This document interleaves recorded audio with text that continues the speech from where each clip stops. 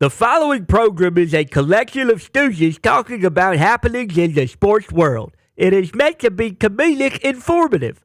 The opinions expressed on this show do not necessarily reflect the beliefs of their peers, their boss, or ESPN.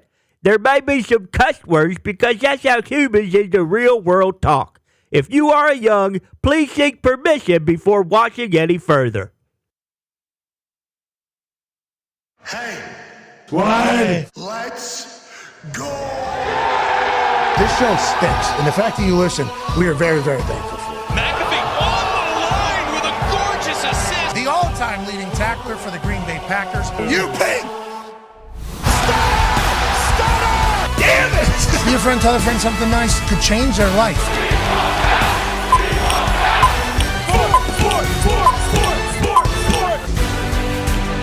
Let's go! Out of the gate!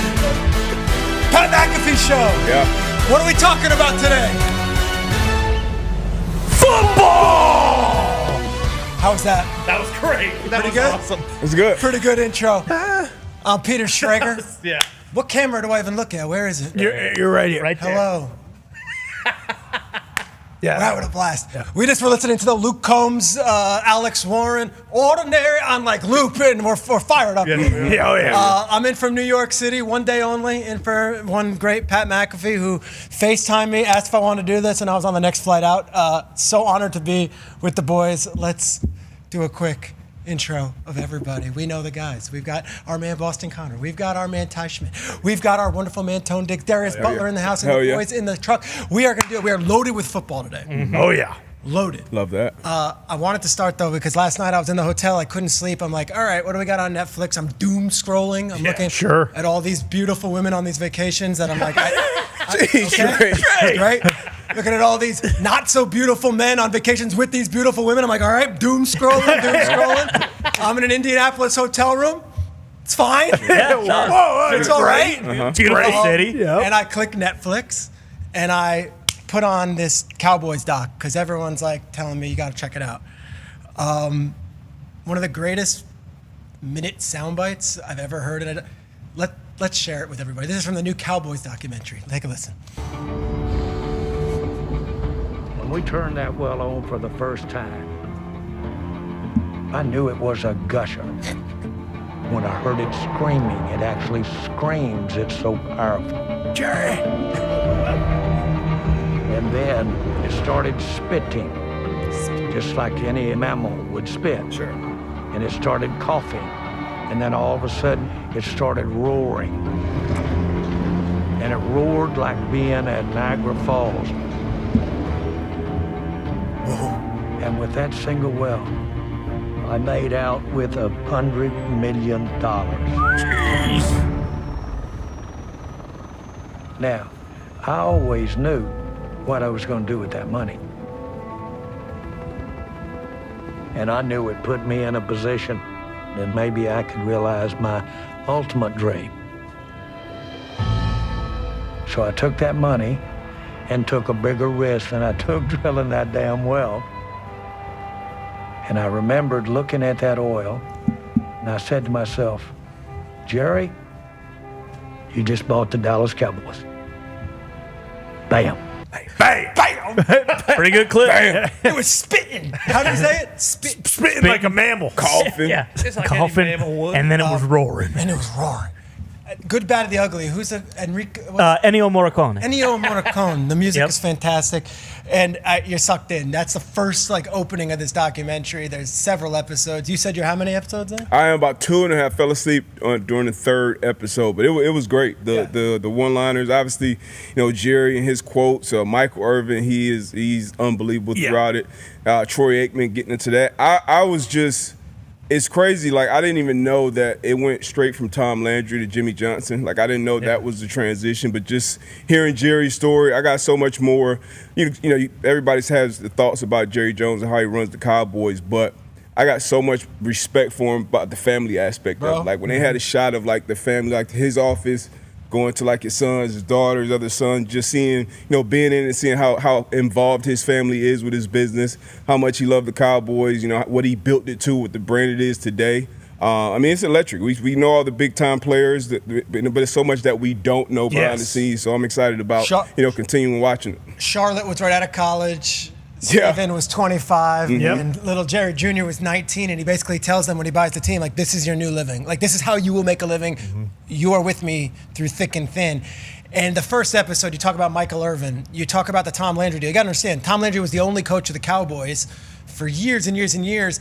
They lose 3 seasons in a row, and there's some reports. Skip Bayless is on there talking about how he's sleeping in meetings, and Michael Irvin says before one of the games, says, let's keep it close against Pittsburgh. And Michael Irvin's like cannot handle it here.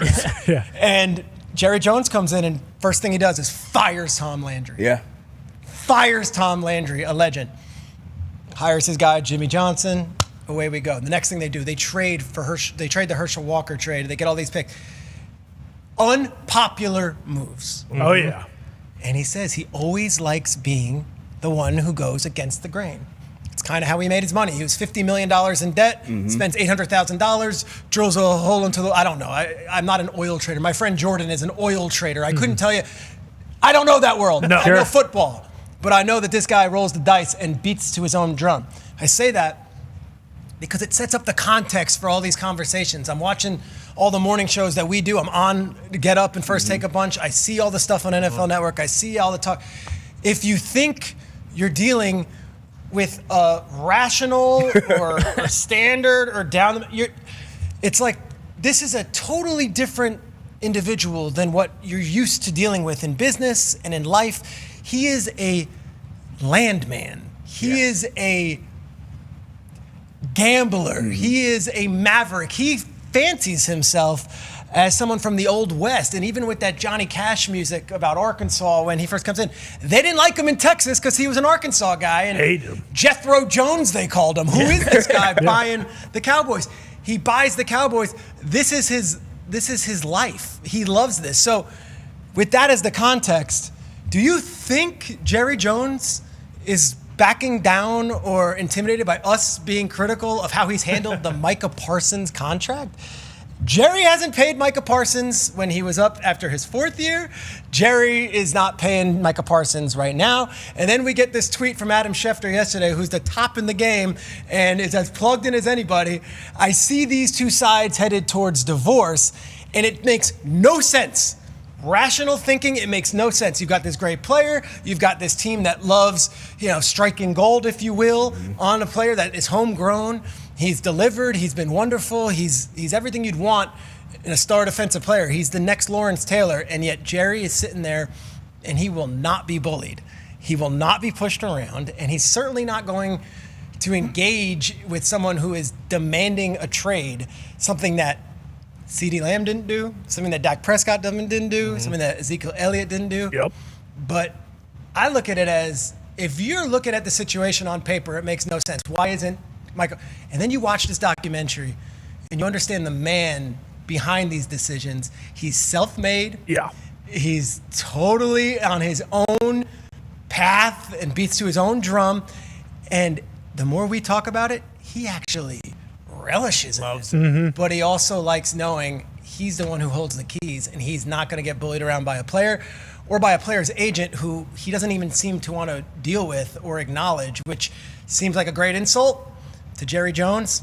I'm the owner of the freaking Dallas Cowboys. Yeah, exactly. Like, even when they talked about when his first press conference was there and they fired Tom Landry, the GM, too, was the president and GM for 29 years. And he basically wasn't really sure what was going to happen to his job. And in his opening press conference, Jerry Jones actually says, I want that guy's job, and points at the GM of 29 years. And then he got let go. He did a press conference. He's crying. Tom Landry got a hero's salute, literally got a parade through Dallas, 100,000 people, came out to see him. They're like interviewing people, and they're saying, hey, if Tom Landry's not the coach of the Cowboys, I ain't watching. I ain't a fan. And then Jerry comes in to do that. I mean, the Herschel Walker thing you mentioned, the business side of it, I didn't know that's how it worked. The Herschel Walker gets traded for 5 players, and then it was conditional upon them, being on the team, and if they got released, they got 5 picks. 5 draft picks, which led to, I'm sure we could do a full screen, but I think it was Emmett and Darren Woodson and a ton of different offensive and defensive players that ended up building up this team.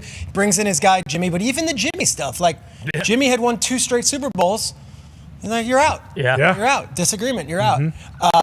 Jimmy Johnson told a great story at his Hall of Fame induction speech.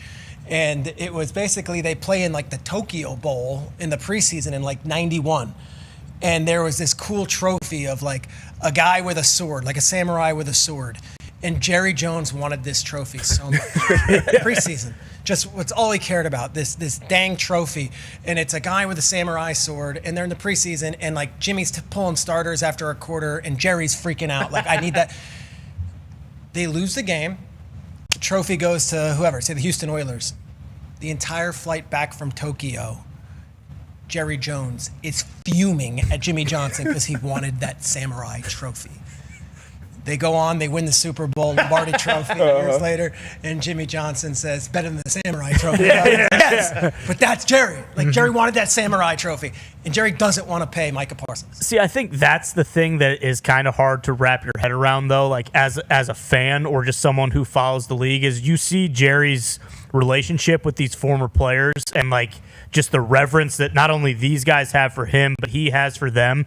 And everyone views Micah as that guy. Like, we looked up his stats yesterday. Like, I mean, it's undeniable. He is one of those guys. He's one of those guys you could see being a first ballot Hall of Famer and being a one helmet guy going into the Cowboys Ring of Honor. So it's just weird that, and I understand like the personal stuff like that. I mean, it makes sense. Jerry's his own man, but typically with these kind of guys, like these are the guys Jerry goes to bat for no matter what, you know? So it's crazy that. And he has. Yeah. So like Zeke, everyone was like, don't pay a running back. Zeke goes to Cabo, took care of him. Yeah. Dak Prescott, last year, I'm at the Fox set, and at 12:01, it's Jay Glazer like, hey, this just in, like Dak got paid. Of course Dak got paid. That's Jerry's guy. You go through it. Zach Martin, he always takes care of his guys. Something about Micah. He didn't want to take care of him last year. He hasn't taken care of him this year. And the story you'll hear, whether it's been reported or not, is that they had a handshake agreement. Yes. That's ridiculous. Jerry's an 80-year-old billionaire talking with a 24-year-old kid. Like, of course you bring in the agent. But something must have really rubbed Jerry wrong about Micah the person, in addition to the players. So even the quotes you're getting in training camp don't add up. Like, why would he talk publicly about this guy? If you are going to trade him, it only hurts his value. It doesn't even make sense. Jerry doesn't care. But he's like in a Wild Wild West, like what That's you what it said. is. He's an old school Wild Wild West guy. So like when I hear the handshake thing, that's what makes sense. Is that if he is the old school Wild Wild West, which this documentary, by the way, Your word is bond. yeah, right? yeah, boom. This documentary like hammers home that he is an old school Wild Wild West gambler. Like it really does. The way they have the names and the sound effects and the sets they use for the interviews, like they're hammering that home. So I think it makes sense if they had a handshake agreement and then, Micah and Mullen get together and they're like, no, that actually isn't happening. Like if that was the case, I could believe that just based on Jerry being like, well, we had an agreement. No doubt. Now you're saying we don't. Go to hell. And I could see him doing with Dak and Zeke and them. It's Wednesday right now. Tomorrow's Thursday, as the calendar goes. Yeah. Sure. They play the Eagles in 2 weeks. He hasn't taken a snap, hasn't done anything. He's just standing there.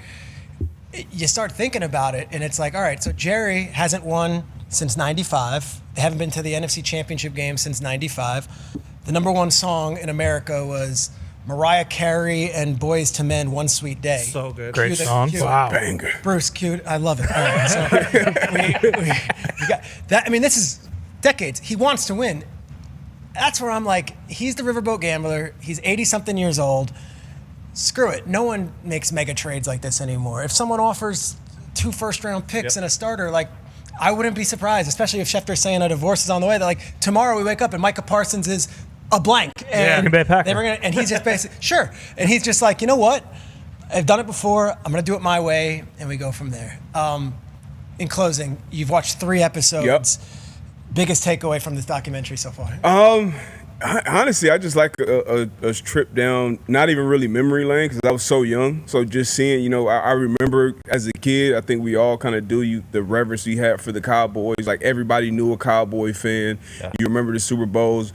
the great players, the Emmitt Smith, the Michael Irvins, the Deion Sanders, Jimmy Johnson. So I just love, my biggest takeaway is just seeing the background of like how the practices went and them going from a shitty team to a good team. Even like, Aikman been healthy and not getting back in there because of how Jimmy ran the team. Yeah, Michael Irvin, guys saying, hey, relax, this the pros, and we do things different. You're celebrating too much. Like I remember those conversations, in the locker room where you get into a pro locker room and you do have to change, but thank God Michael Irvin didn't change that much, you know what I mean, on the field. He remained himself, and they actually built the women. So it's so many takeaways just because it's the most valuable sports franchise in the world. So there are so many lessons to learn from it, regardless of how you feel about Jerry Jones. And even with watching it and knowing he's a gambler and knowing Wild Wild West, like, it's still Micah Parsons. It's a premier pass rusher. In the prime of his career, it's like, okay, we know he cares about when you want to win the Super Bowl. You would think Micah Parsons would be a big piece of that. You're a player in that locker room.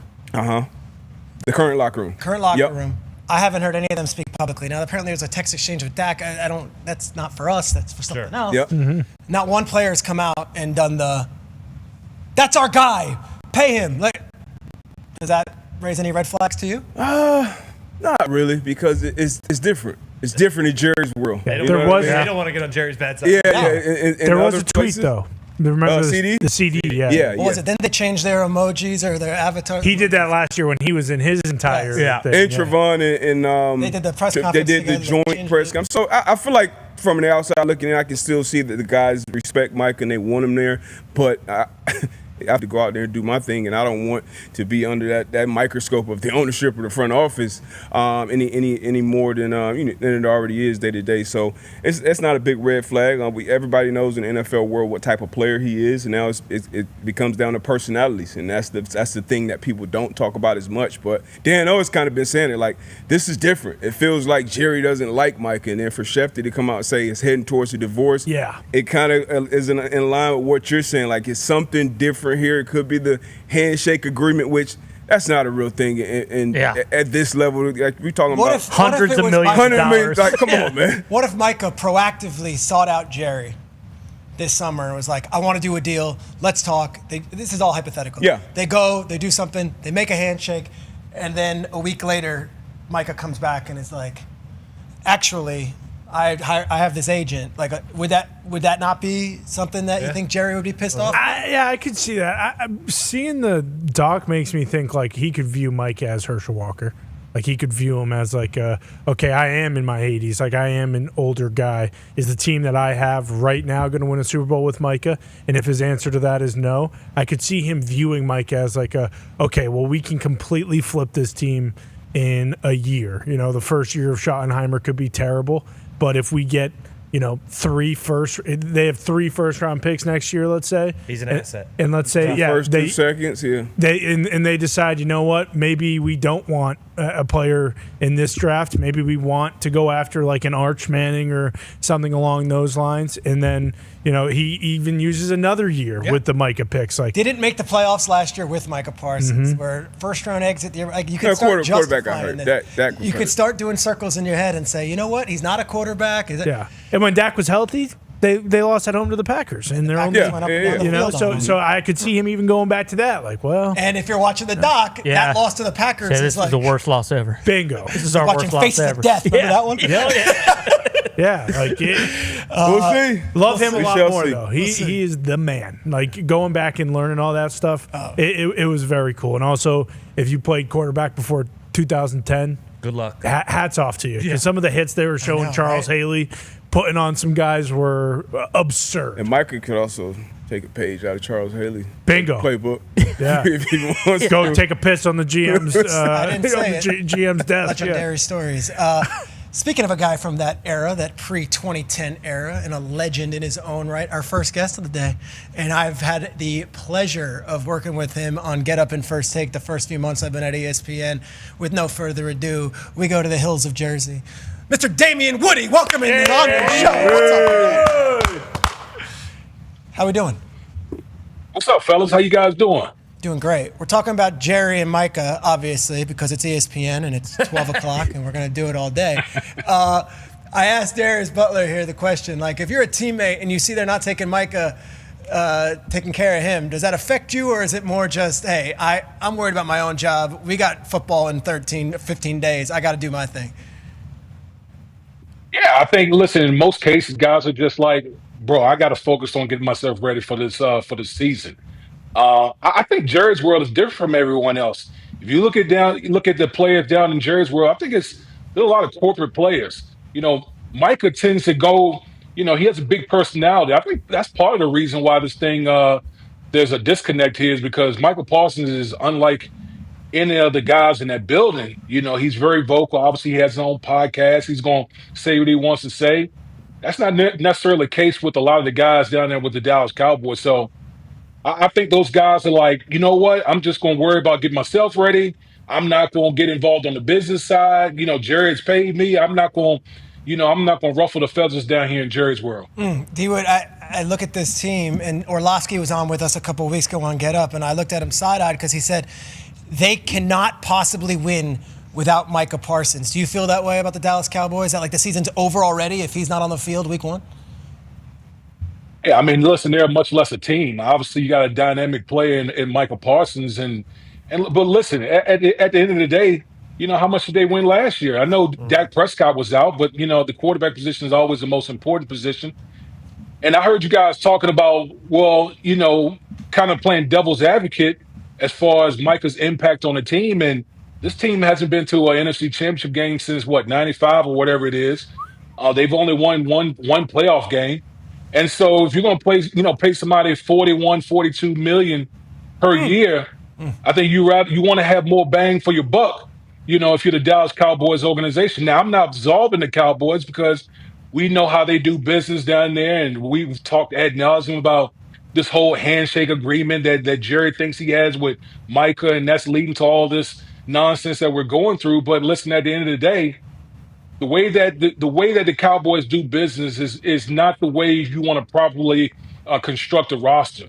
How they wait till the last minute to sign their stars, which is adds on millions of dollars, and those are players that you could be signing to build depth within your roster. So I think this whole thing is a mess. If you're going to trade Michael Parsons, quite honestly, I would have done it in March. I actually talked about it early in the offseason. Like, listen, I don't know if we see the Dallas Cowboys as a Super Bowl contending team. Why not trade Michael Parsons and try to start rebuilding this roster the way you want to? Because he's the most dynamic player that you have on your roster. I want to say the Khalil Mack deal came on Labor Day weekend. I remember covering it, and I remember that happened. So it's still like this could happen. I remember the Vikings and Eagles traded for Sam Bradford Labor Day weekend. Like, this is the time. After rosters are set, okay, what's the move? But this would be one that had been in the works. Two-time Super Bowl champion, Damian Woody. Of course, you played for Bill Belichick. We are now less than 2 weeks away from seeing his collegiate debut as head coach. Big picture, you've known Bill for decades. Your thoughts on this whole entire thing as they were about to kick off for this regular season? For me, it's like maybe the biggest story in college football. I mean, you're talking about arguably the greatest coach in NFL history. Now is Chapel Bill down in North Carolina. And listen, I went down this offseason and saw them in spring practice. Listen, they had a long ways to go. And Michael Lombardi, who's a friend of the show, and Bill Belichick, I talked to both of those guys, and they knew they had to remake the roster. And obviously with the transfer portal, you can absolutely do that. Listen, the one thing I will say about North Carolina, they will be prepared. There's not a coach out there who will make sure you are more prepared than Bill Belichick. And I look at this Carolina schedule, guys, they could easily get to 8 wins, easy. I mean, it's not like they got a bunch of cupcakes on their schedule. So I think Bill can come out of this thing in year one looking pretty doggone good. Vrabel's back too. You played with him. Your thoughts on the Patriots now that Mike Vrabel's the head coach? I've been saying I'm bullish on the Patriots. I'm bullish. Listen, we all know it's been a disaster in New England for the past couple of years, for a variety of reasons, whether it's personnel, coaching, all of the above. But now you got Mike Vrabel in the building, and everyone knows Mike Vrabel is one of the better head coaches that we have in the game. You've added a ton of players, whether it be free agency or via the draft, to really improve this roster. I could make the argument that the biggest acquisition was getting Josh McDaniels back as the offensive coordinator. I think he's going to do wonders for Drake May in his second year at the quarterback position. And so I think New England's going to have a damn good defense. And I think Josh McDaniels is going to coordinate an offense that's going to complement that defense. Don't be surprised you see the Patriots in the playoffs this year. Let's go. Hell yeah, D-Wood.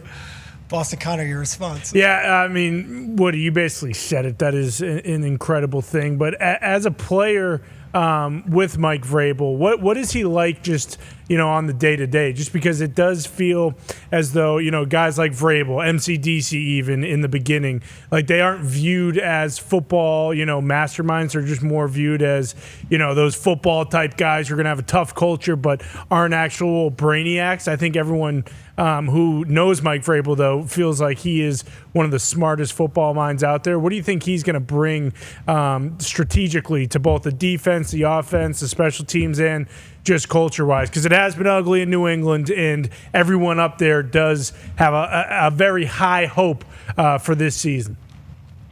No, listen, I played with Mike Vrabel as a teammate, and the one thing I knew as a teammate, I'm like, Mike Vrabel's going to be a head coach in this league. There's bar none, no questions asked, because his football IQ is through the roof.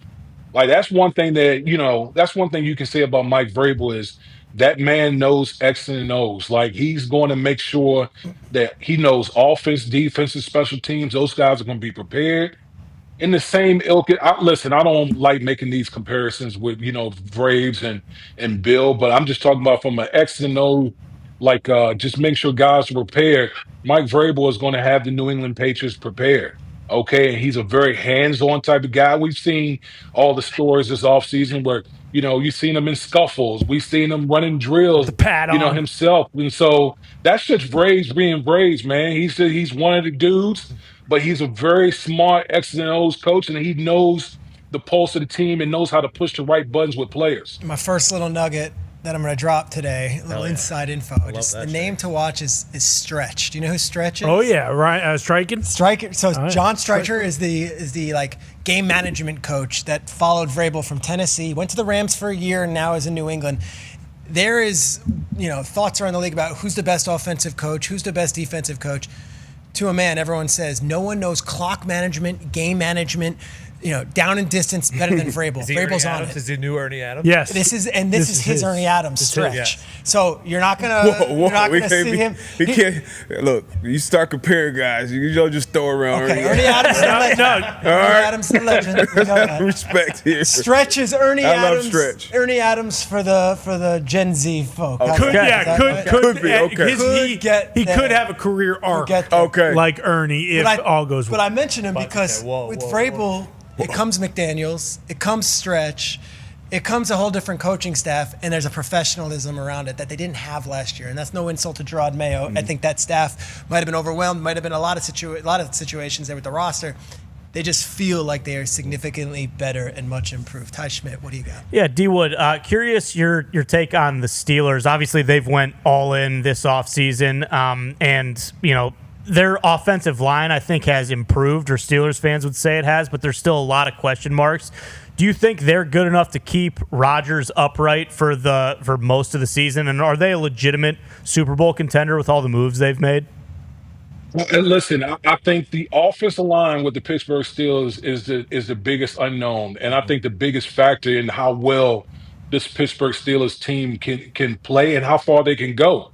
Because I think if the Pittsburgh Steelers are getting the Aaron Rodgers that we saw like towards the end of the season last year when he was healthy, I think the Pittsburgh Steelers will be hell to play against. Because listen, first of all, any Mike Tomlin coached team is always going to come prepared to play. We know their identity lies on the defensive side of football. But the one thing, when you saw the Pittsburgh Steelers last year when they collapsed, the primary reason why they collapsed is because they couldn't get anything generated on the offensive side, particularly quarterback position. You didn't get anything out of. I don't think that'll be the case with Aaron Rodgers. Here's the key.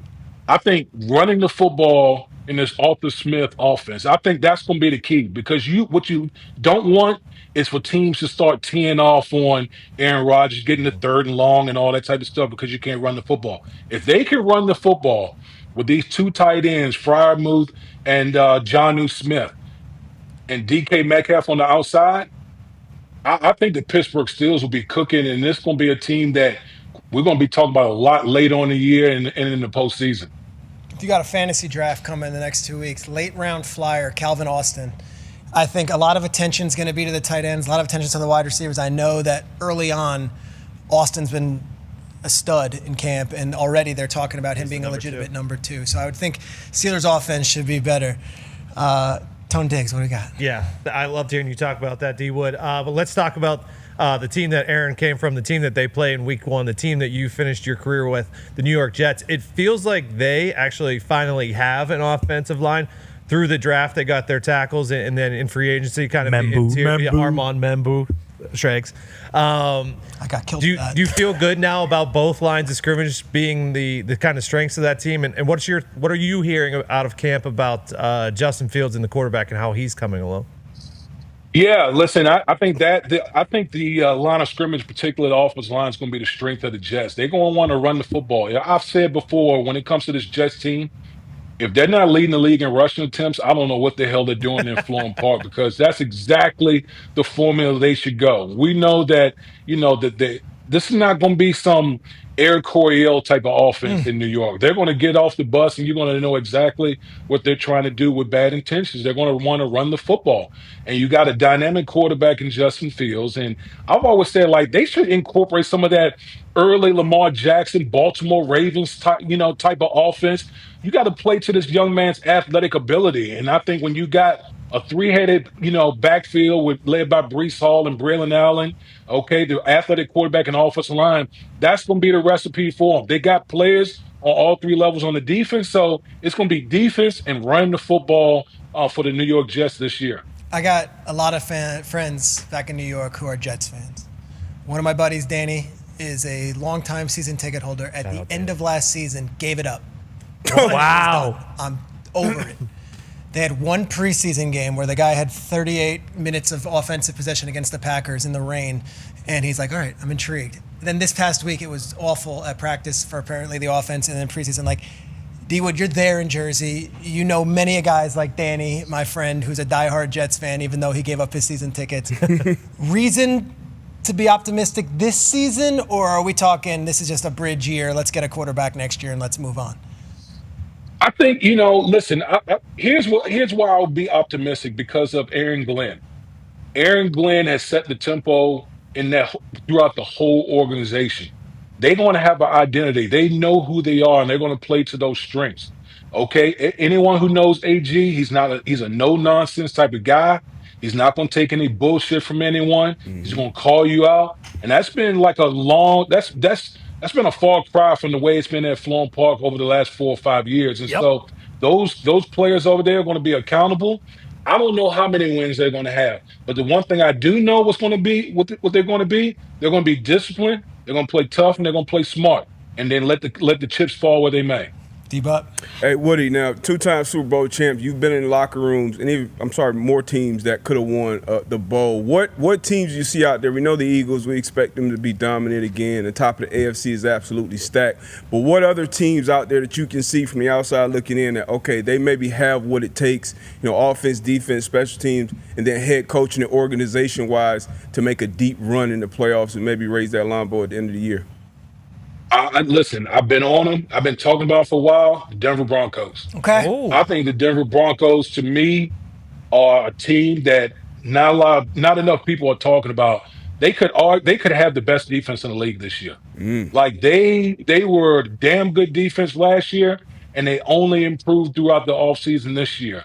Bo Nix with Sean Payton in year 2.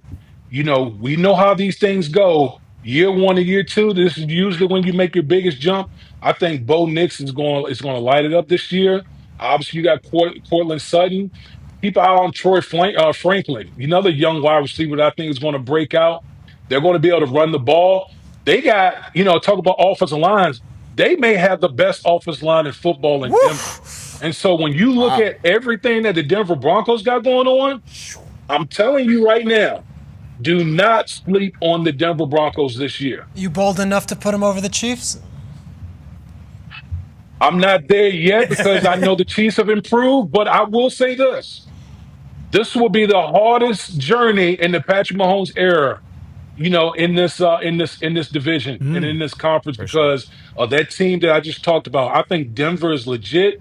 I think they're going to be one of these teams that we're going to be talking about late in the season that's going to be a contender in the AFC for a Super Bowl. Before we let you go, you're in Jersey, obviously. You hear people talking. Right now, there is a lot of Giants optimism. And you saw Jackson Dart, how well he played against the Jets. You see the energy. Jameis is doing videos with Eli. Of course, you got Russ, who's going to be the starter. Giants, just looking at it now on August 20th, your thoughts heading into this season? Man, I think the Giants are better than what people are talking. Okay. Like, we got to stop sleeping on the Giants. I don't know if the national audience have really peeped out their front four. Oh yeah. I think they got the best front four in football. Like Dexter Lawrence, Brian Burns, Kayvon Thibodeau, and Abdul Carter are going to give people hell out there. Okay, like they're going to be really good on defense. They got a star wide receiver, Malik Neighbors. Okay, here's my only question. Yeah. Can they play with a lead? Yeah. Can they play with a lead? If they can get leads with that defense, the New York Football Giants will be a problem. And oh, by the way, that young quarterback Jackson Dart, big time juice. Big time juice. I don't know how much longer Russell Wilson will be able to hold that young man off because what I've seen in the preseason, I would be like inclined to start him and just let it go, let it rip, just go play. Like that. Out the gates. Love that. One of the great things that I can do being in New York, I was able to go to those joint practices, and you go to the joint practice, and Russ is starting, taking with the ones, and Jameis is the hype guy. Dart has, and I don't know if the word is swag or it's just moxie. Like, but Dart is carrying himself like he belongs. And having watched Daniel Jones and Zach Wilson, there's been first-round picks that are like, all right, we think maybe this could pop. Jackson Dart, and I'm not comparing him to Daniel Jones just yet. I'm not comparing him to Zach Wilson, who was a number 2 overall pick. Jackson Dart was walking around that practice field like he belonged. The players were responding to him.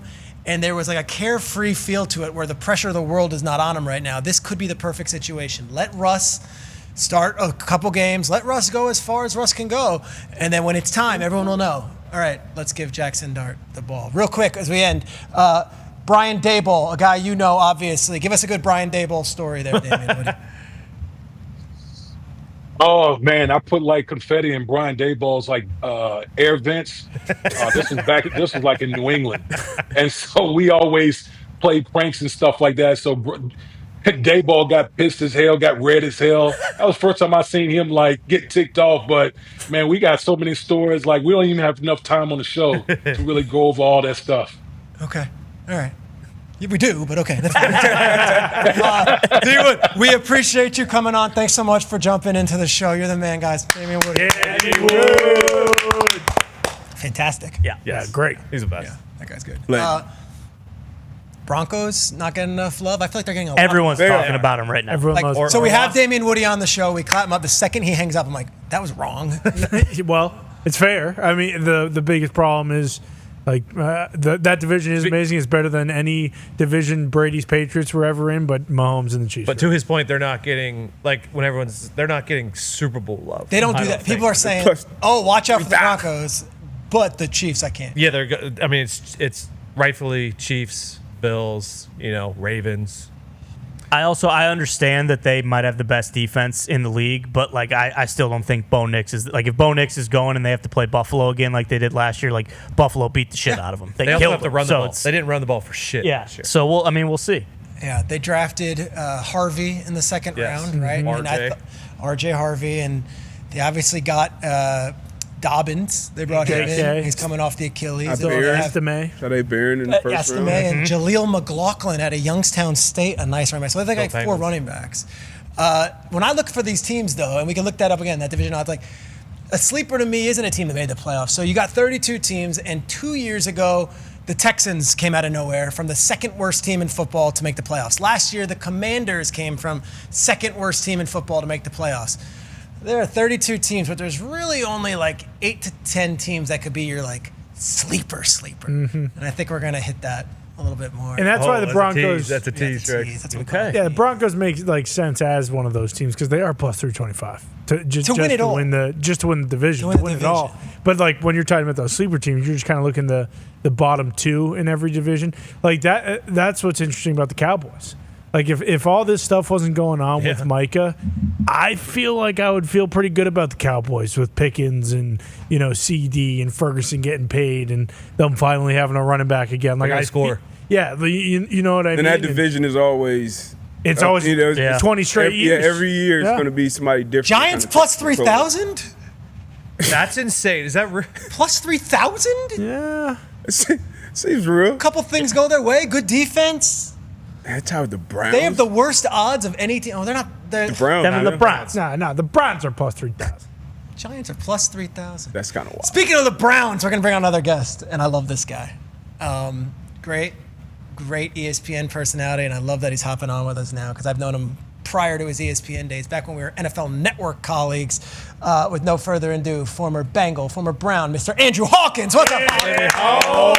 Oh, he's got the Slapshot jersey on. Yes, the Hanson brothers. What kind of camera you? Got a rap. Go on. Johnstown, Pennsylvania native. Pennsylvania Shrek. I didn't know you were from Johnstown. I didn't know that you're from Johnstown, baby. UPJ. Central PA Yinzer. I visited UPJ a few times. Yeah. It's a dry campus, I but love that. other than that, it was great. Dry campus, is that right? UPJ. UPJ? Yeah.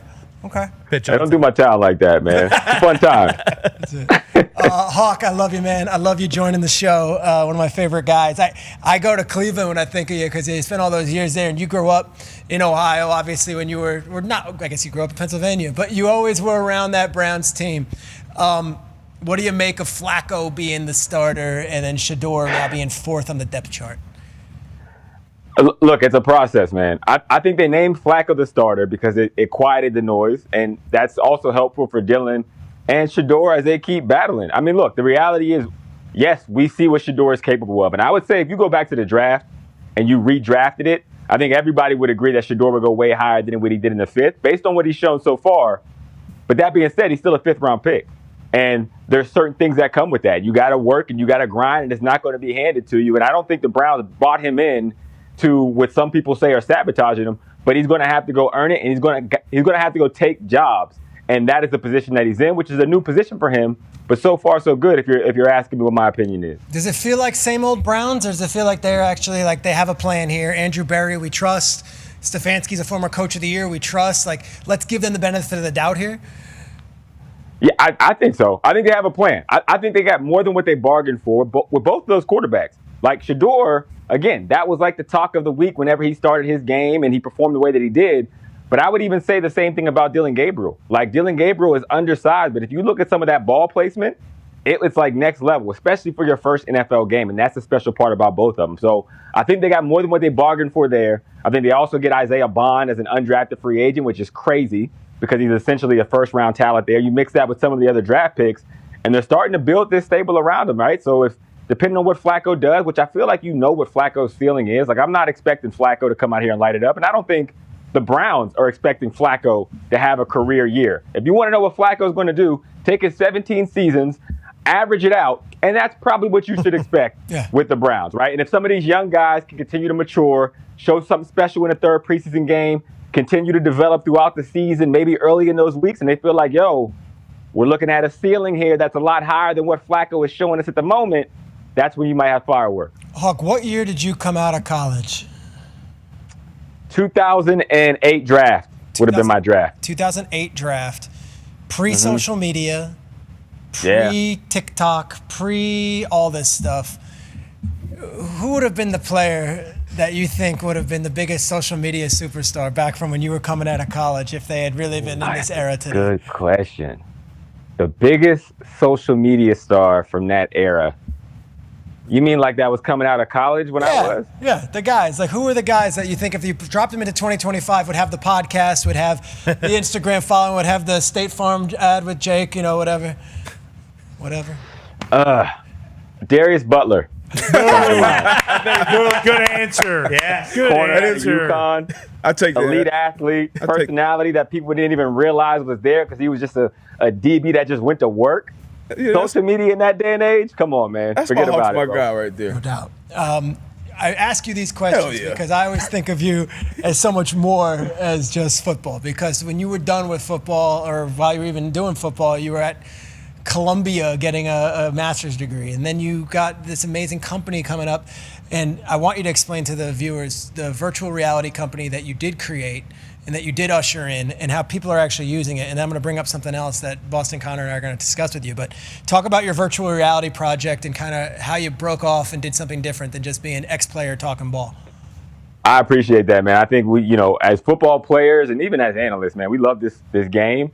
And for me, growing up in Johnstown, Pennsylvania, which is football country, everybody are Steelers fans in Johnstown. And I'm like, this is my life's work. Since I've been 6 years old, all I've ever wanted to do was football, and I didn't want that to end when I was done playing. And so I've tried to always do things off the field, whether it's in business, whether it's in technology, that affects the game and that are things that I want to see out in the world. So with Status Pro, it's created by me and my co-founder, Troy Jones, who also played quarterback in college at Maryland and Western Kentucky. And we're able to recreate what you see on the field in a simulation to give a viewer a better view of what it's like to be the player. And we have a video game, besides the media product, which is the visualizer on ESPN. We have NFL Pro Air, the video game, and we have the best offensive coordinator voice that money can buy. Hell yeah. And when I thought to myself, what is a distinct voice that the people will always remember, that'll make the people feel something? Hell yeah. We got one Darius Buck. Yeah! Hell yeah!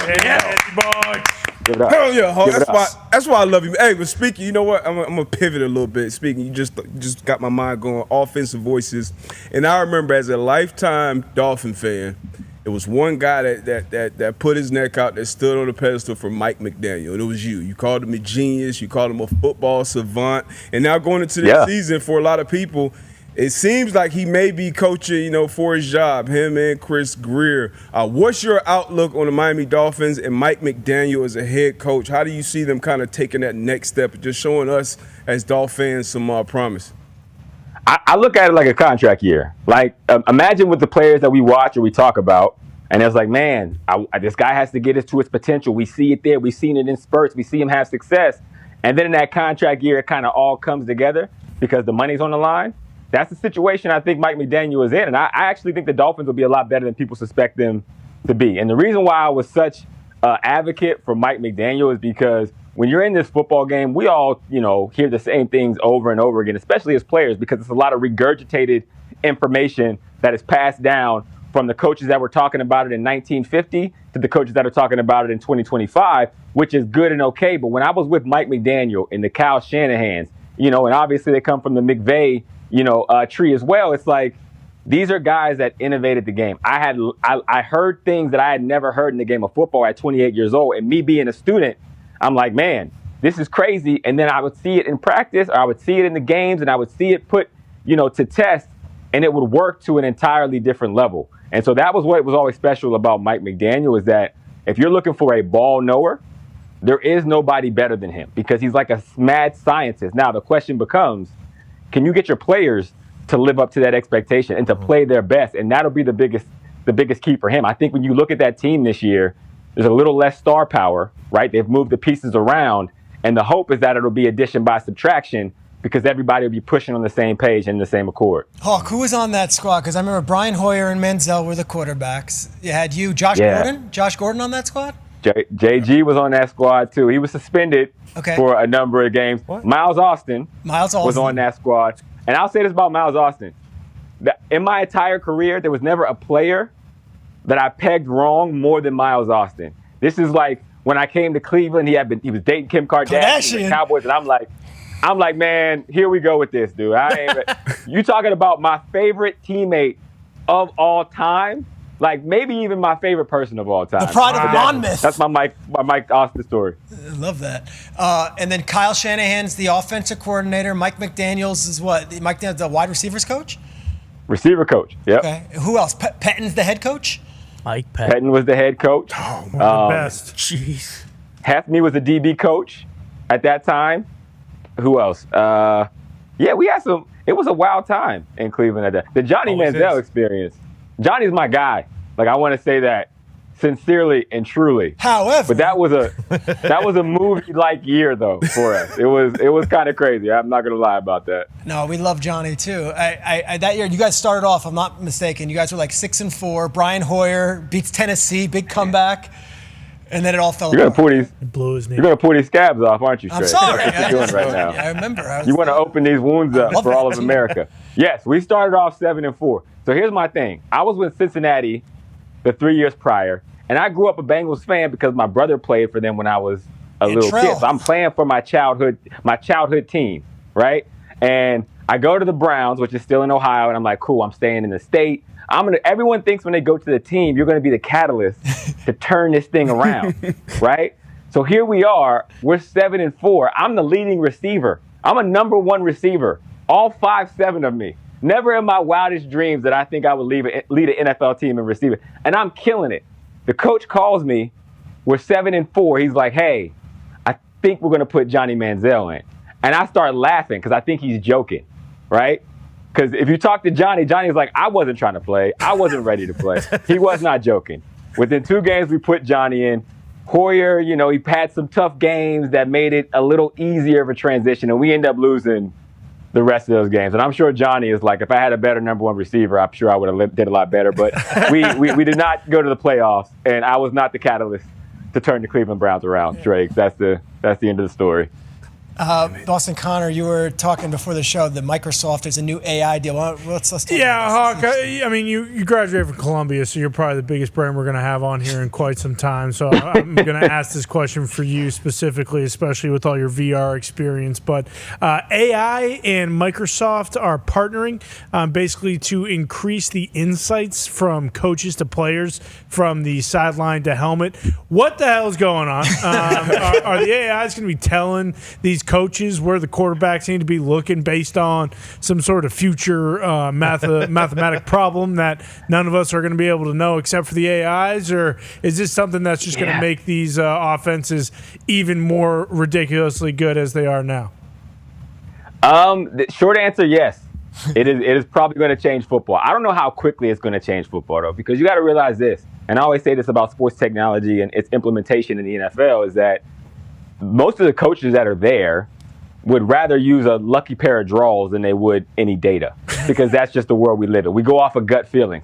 So basically what AI has the capabilities and will have the capabilities to do is, instead of having to search all week for those football brains that can find those tendencies to say, hey, this receiver is playing with his gloves before every pass play, or, I noticed that left tackle, he's like a little more weighted back, or his knuckles are a little white, which tells me it's a run. AI will be able to do all of that in real time.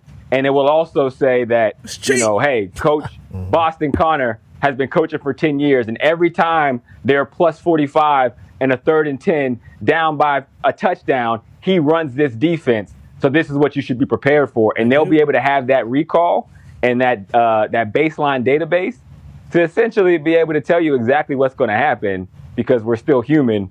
And every time the bullets are flying, we're going to go back to what we know. So this is interesting. So for the last 15 years, all we've heard about it's like the rise of analytics and how everyone's hiring these kids from Harvard and these stats guys, and every team's got the old play with your coach with your gut coach isn't in danger. I almost feel like AI is going to eliminate that whole class of the Harvard grad who does the math, because we could just pop it into the thing and get the same answer.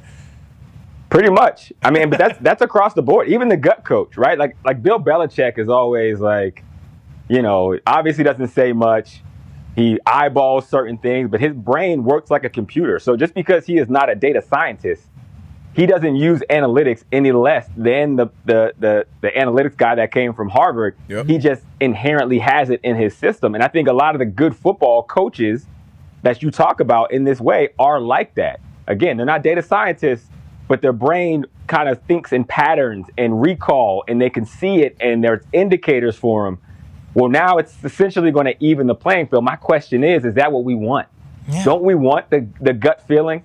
don't we want, like, man, subjectivity? 100%. He's 5'7", but there's just something about him, Streg. You understand what I'm saying? I want the 5'7" wide receiver. I want a coach who can call over Johnny Manziel to the sideline, pretend like he's whispering to him, and then you get that fake play. I want that. Hell yeah. I can't get that from AI. Those guys they'll always be there. They'll never die off. I hope so. I don't want the robot. And to Hawk's point, football. Belichick kind of, What do you think and Ernie Adams were kind of that guy. 4th and 2 game, my rookie year.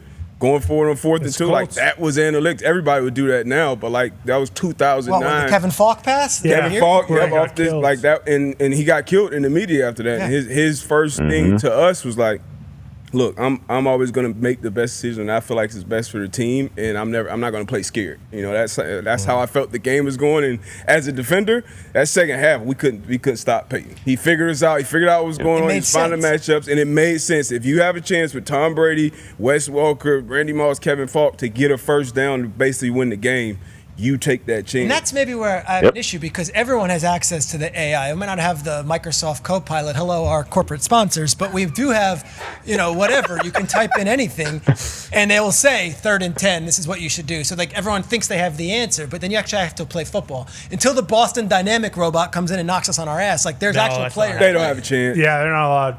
Yeah, they don't have the. They don't have the heart? Lateral quickness. They don't have the heart. There you go. Lateral quickness, peripheral vision. Yep.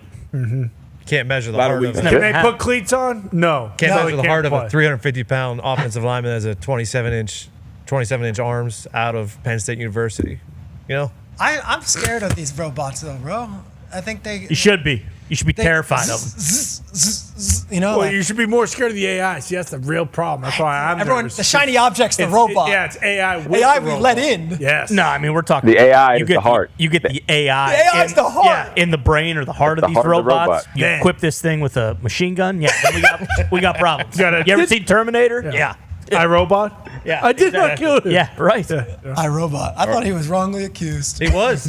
I watched iRobot last week with my kids. Why? And there was like It was on. because I wanted to see, man. I'm was like, on. all right, Great movie. maybe this is the scouting report. Yep. I got to see what's going on. And so they have like a scan to pay, and there's like they zoom in on him scanning to pay, like it was so futuristic. And my kids were like, why would they zoom in on that shot for Apple Pay? And I'm like, well, it wasn't no Apple Pay back then. And there wasn't FaceTime. There was no Siri, but they're like, this is the dumbest movie I've ever seen. Just they didn't have Because it's Self-driving cars. it's worse than the technology we have now. It's crazy, man. I know. I was watching, like, I forget what it was. It might have been Sopranos or Seinfeld or something, and like they didn't have a cell phone. So like I'm like, well, no, you just call them on the phone. Oh, they don't have one of those. So like they're in a pay phone. I'm like, this makes no sense. But crazy. that's what it was. Those are the Better days, man. times. Better Those are the times before the I robots. sound really old right now. Yeah, we are. Hawk, I appreciate you. We appreciate you. Awesome job on the show, man. We'll be seeing you soon. Thank you. Pretty good first hour. He's Not almost bad. too Great. smart for us. He's great. Yeah, he's unbelievable. That's little- crazy what that AI thing will do.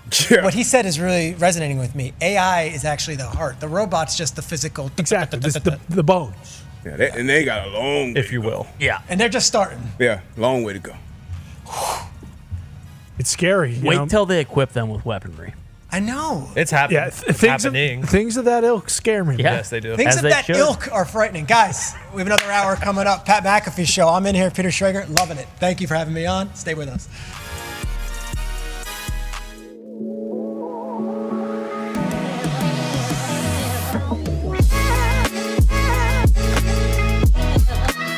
That's so stupid.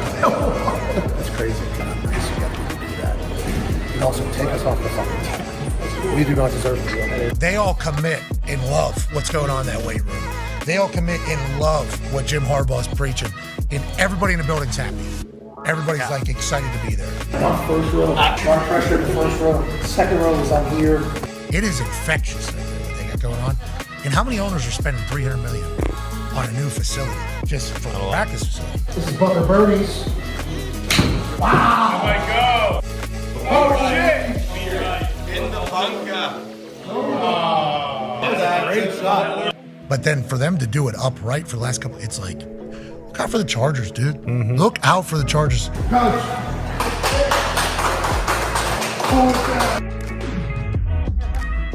Hey, we got a gift for you. Where you go? Okay, so we missed your birthday, we missed Christmas. We couldn't have Whoa, look at that. Your perspective on high five is one of the greatest things we've ever seen. A long time David Ben.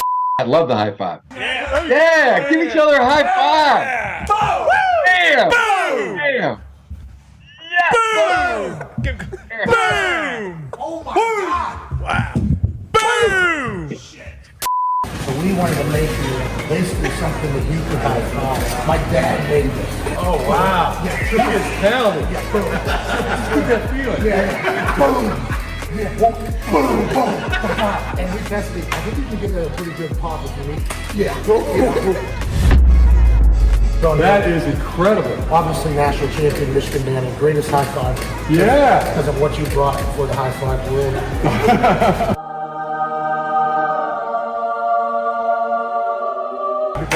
Oh, yeah. He tried to give a handshake to that particular high five trophy. Did break the hand off. We had to put it back on. Yeah, way to go, handshake. Oh no! Oh no! There we go. We have so much respect for him. You guys just roll deep. This would be entourage level, wouldn't it? To be honest, we didn't know we were going to be able to get 11 people in here, and then we pulled up and said we have 11. That's where it should be. To roll 11. Yeah. Always start 11. You're the best. I mean, wow, it looks like a lot of highlights against one particular team. They played more than one game. Why did they have all these TDs for one game? Imposing our will. This sucks. Party in the backfield. No one. We mean no one. No one. The following program is a collection of stooges talking about happenings in the sports world. It is meant to be comedic informative. The opinions expressed on this show do not necessarily reflect the beliefs of their peers, their boss, or ESPN. There may be some cuss words because that's how humans in the real world talk. If you are young, please seek permission before watching any further. Hey, What? let's go. This show stinks, and the fact that you listen, we are very, very thankful for. McAfee on the line with a gorgeous assist. The all-time leading tackler for the Green Bay Packers. You pink. Damn it! Be a friend, tell a friend something nice could change their life.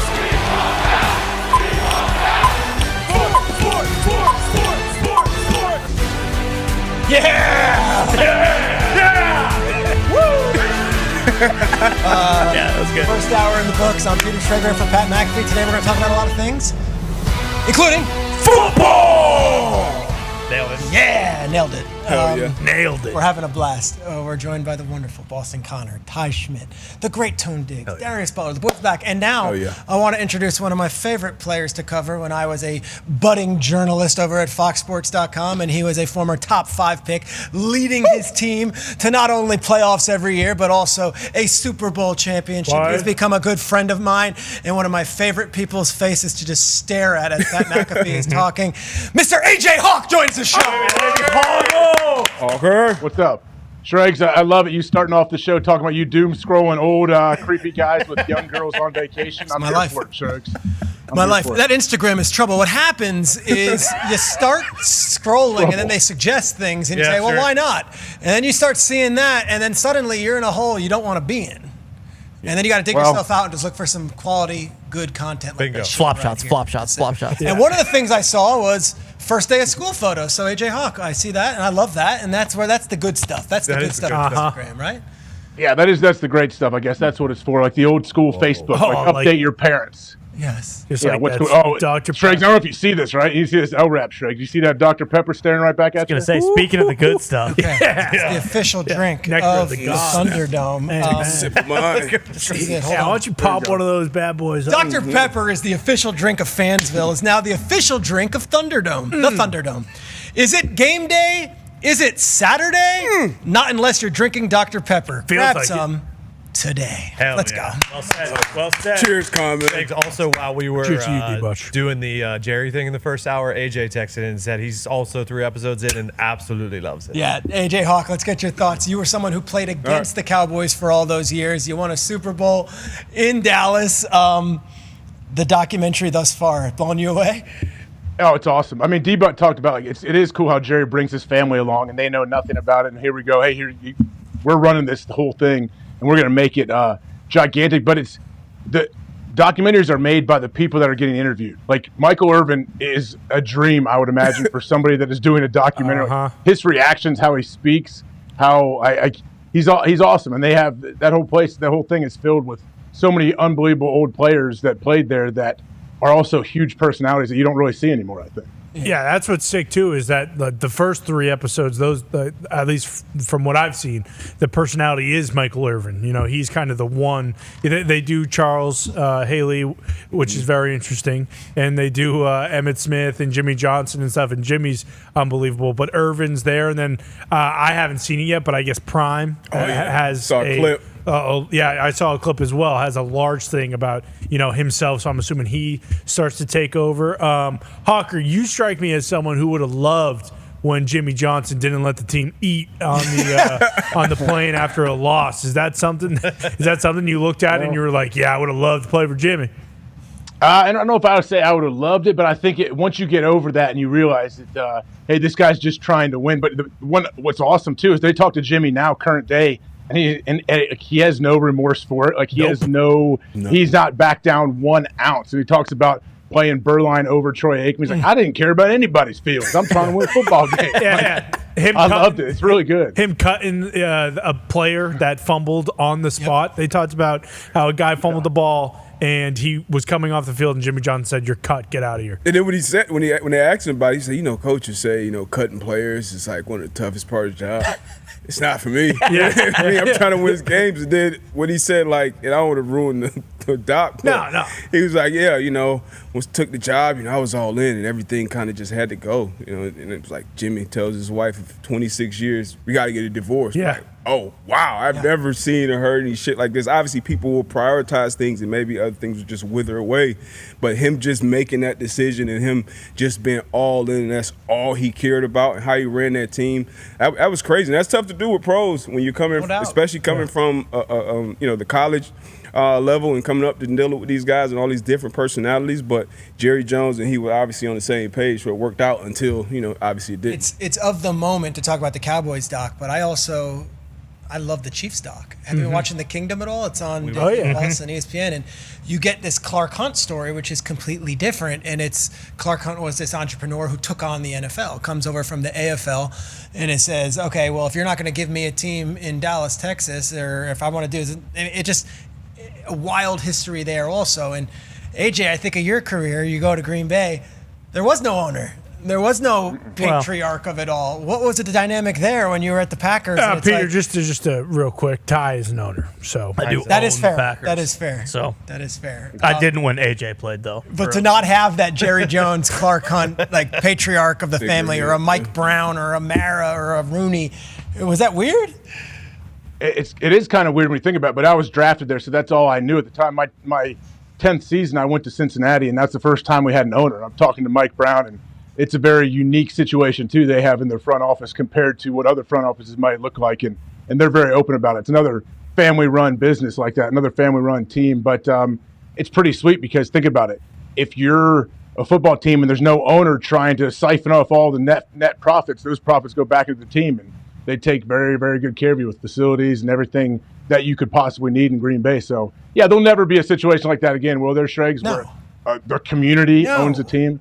There would never be a team. There would never be an expansion team in a city like Green Bay. It just wouldn't happen. They wouldn't put one in a town like that, which is what makes Green Bay so charming and makes it so wonderful. Yeah, that was the biggest takeaway from the draft this year for me, at least, was like, oh, okay, so this is an entire town dedicated to this team. Like that is the role they play in that town, and they love it clearly based on the draft and how sweet it was. It is surprising that like a commissioner just never. Like anointed one, like wanted to for the Packers. Now it's just at the point where there's no way they'll never have one now. Ty, we're 2 weeks out. You're our resident Packers fan. How are we feeling about the 2025 Green Bay Packers? There was Super Bowl buzz early. Then people were discouraged after the left hand injury. Now Love is already going to be set back for week 1. Like, are you feeling this is a Super Bowl team? Yeah, I mean, I think you kind of have those hopes every year with the Packers just because you know if they can put everything together and get hot at the right time, you know, that they could, because it's tough. I mean, I think it all comes down to Jordan Love. Like, if he plays better, or, you know, like he has like a jump on like what he did when his first year as a starter when they went to the playoffs and beat the hell out of the Cowboys and took the Niners right down to the wire and almost went to the NFC Championship. Like, I think he was just kind of hurt all last year. It wasn't a good start. He got hurt again in Jacksonville, and it kind of never meshed. They were playing arguably like their worst football of the season going into the playoffs, and then obviously Philly was a juggernaut at that point. So we'll see, but I mean, Josh Jacobs is going to be the key to this thing. You know, like he was unbelievable last year. They're going to rely on running the football because, by and large, everything you've heard from camp is like Matthew Golden is going to be the go-to guy. And although he's unbelievable, obviously, like, we'll see. You know, anytime a rookie receiver is kind of your clear-cut number one guy and you need him to have a big year, if the defense is improved again, I don't know. I mean, it's tough because the NFC North is so tough. It's such a – but it's like, all right, so let's go around the horn here. Just NFC North. Caleb Williams, Jared Goff, Jordan Love, J.J. McCarthy. I'm going to go around the horn, A.J., including you. Which one of those quarterbacks has the most pressure on them this season to perform?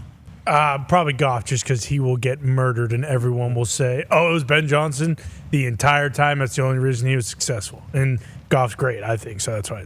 Yeah, I agree with that. I would say Caleb Williams just because there's so much hype with him, and it was supposed to be like, hey, Ben Johnson is the guy who's going to unlock you, and you will be a top 5 quarterback in the NFL. And I don't think if he has like a moderate improvement or he's a little bit better, I don't think that'll be good enough for people in Chicago and people in the media. Caleb Williams is my number one, but Jordan Love is a close second Yeah, for me I because agree. he got paid, and then they're going to say he got paid off of one season, and it hasn't produced since then. AJ, what do you think?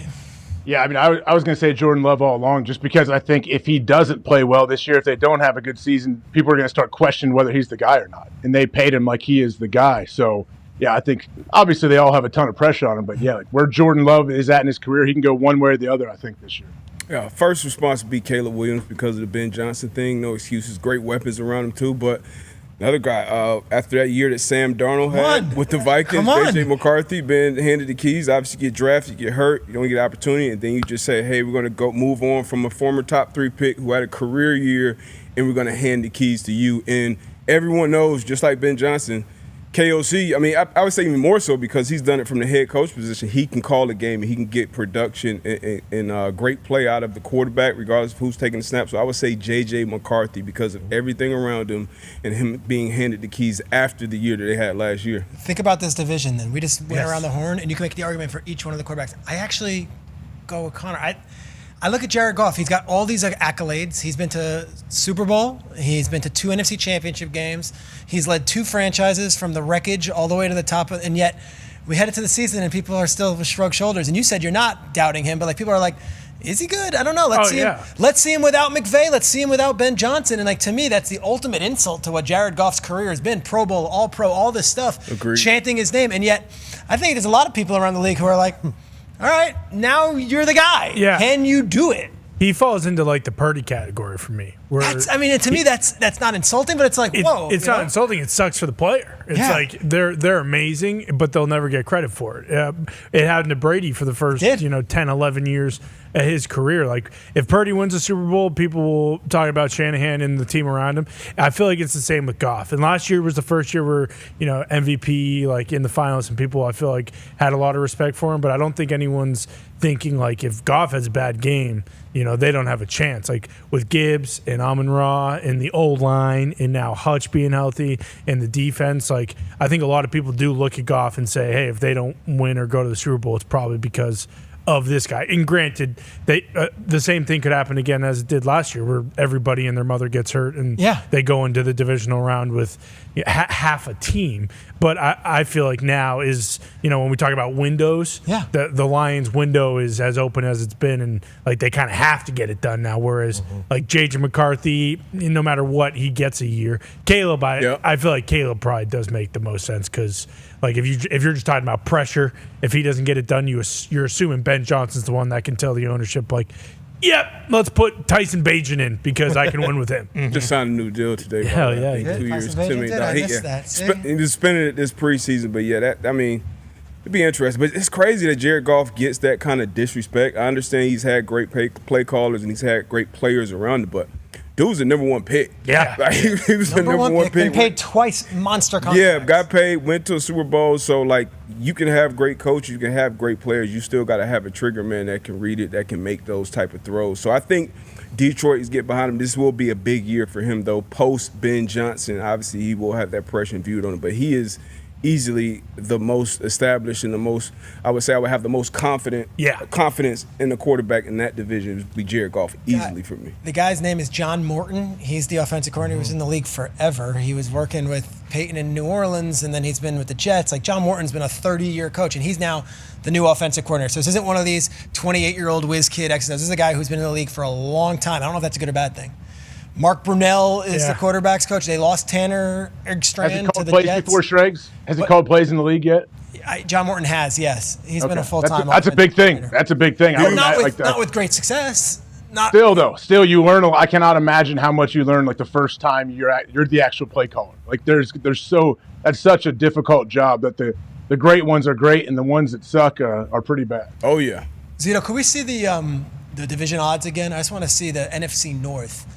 So Lions are favored, Packers 2, Vikings, who went 14-3 last year, are third, and then the Bears are there in fourth. It's all tight. All plus money. All plus money. That is a it's the tightest of a division. Tightest division. Yes, right? it is the tightest division. Yeah, by a lot it seems. NFC West. That in the West, West gets weird though after the Niners are favored over the Rams, huh? I find that kind of shocking too. I don't know if it's close. Like, is Stafford's back or what? We kind of talked about this yesterday, where people are saying every single one of those teams is going to be good this year, and we're like that. Watch out for the Cardinals. Yeah. I like the Seahawks. Yeah, that's what everyone. But I'm finding that with all 32 teams. Like here's what you get now in August, and Jason McCourty's going to join us, and he'll laugh because he knows this is like an NFL Network special. Now that we're all partners, we could say 3 people on director's chairs in a polo with either ESPN or NFL Network, and it's a cheap polo made from whatever, name the company. Gildan. And you're just Whoa, it's a good company. Yeah, Gildan. Whoa. I will not take that. Whoa. And the coach comes over. Everything's rainbows and roses. And who's the young player that's stepping up? Well, this guy. And everyone wants to drive in fantasy. That's 32 teams, and that's what it is. It's 2 reporters are hosting a reporter on a director's chair with an ex-player, and then us just glazing over the coach, the young quarterback, and everything. Everyone's awesome. But as we know, not everyone's going to be awesome. And I don't care so much as like this team could be good. Is that your pick? Like, if you're saying, I think the Cardinals are a sneaky maybe possible dark horse, kind of maybe contender, I don't care. Are you picking the Cardinals to win the NFC West? Like, I like the Titans because Cam Ward brings it. Like, are you taking the Titans? So back it up, because to me, in 32 teams, like, everyone loves everyone right now. Well, and that's the combo with the Broncos. Yeah. Like, that's the thing with the Broncos we were just having is, like, you can like the Broncos and think they're going to have the best much defense. do you like the Broncos? Yeah, do you think they're going to beat the Chiefs in the division? Like, last year, I fell for it. Last year, I was like, the Chargers are going to do it, man. They're finally going to beat the Chiefs, and this is their year with Harbaugh and stuff. And it's not, and it's probably going to happen this year. Like, I made the comparison earlier, and with the Chiefs now, Brady won 17 AFC East division championships. So, like, I can't even imagine how many times going into the year it was like the Bills or the Dolphins or the Jets year. Like with Russ Ryan and, those teams. But it never actually is. And I feel like the Chiefs, it's the same exact thing. Like, the Broncos could probably go to the playoffs for the next 10 years. But if you also told me they never won the division, I believe you. Yeah. Well, and this stuff will dissipate. anticipate too. We have 2 weeks until the season kicks off. So like, if you want to get those shots in, you got to get them now, because if you're picking the Cardinals to win the division now, that's awesome. And then if they get beat by 5 touchdowns week 1, you look like an asshole. But right now you don't. But it's like, I like the Texans this year. Someone said to me, I forget who it was, I really like the Texans. Well, how much do you like them? You pick them to win the AFC? No. Well, they did that last year. They went to the divisional round the last 2 years. So what's the next step? Like them the same, you mean? Is that you like them just because they were, Jason McCourty is going to join us right now, one of my favorite people in the world, and he's doing us a solid here. Look at him there. Man. So Jason and I co-hosted Good Morning Football on the NFL Network. I consider this man a brother, and now we are here on ESPN airwaves together. J-Mac, how's the summer been?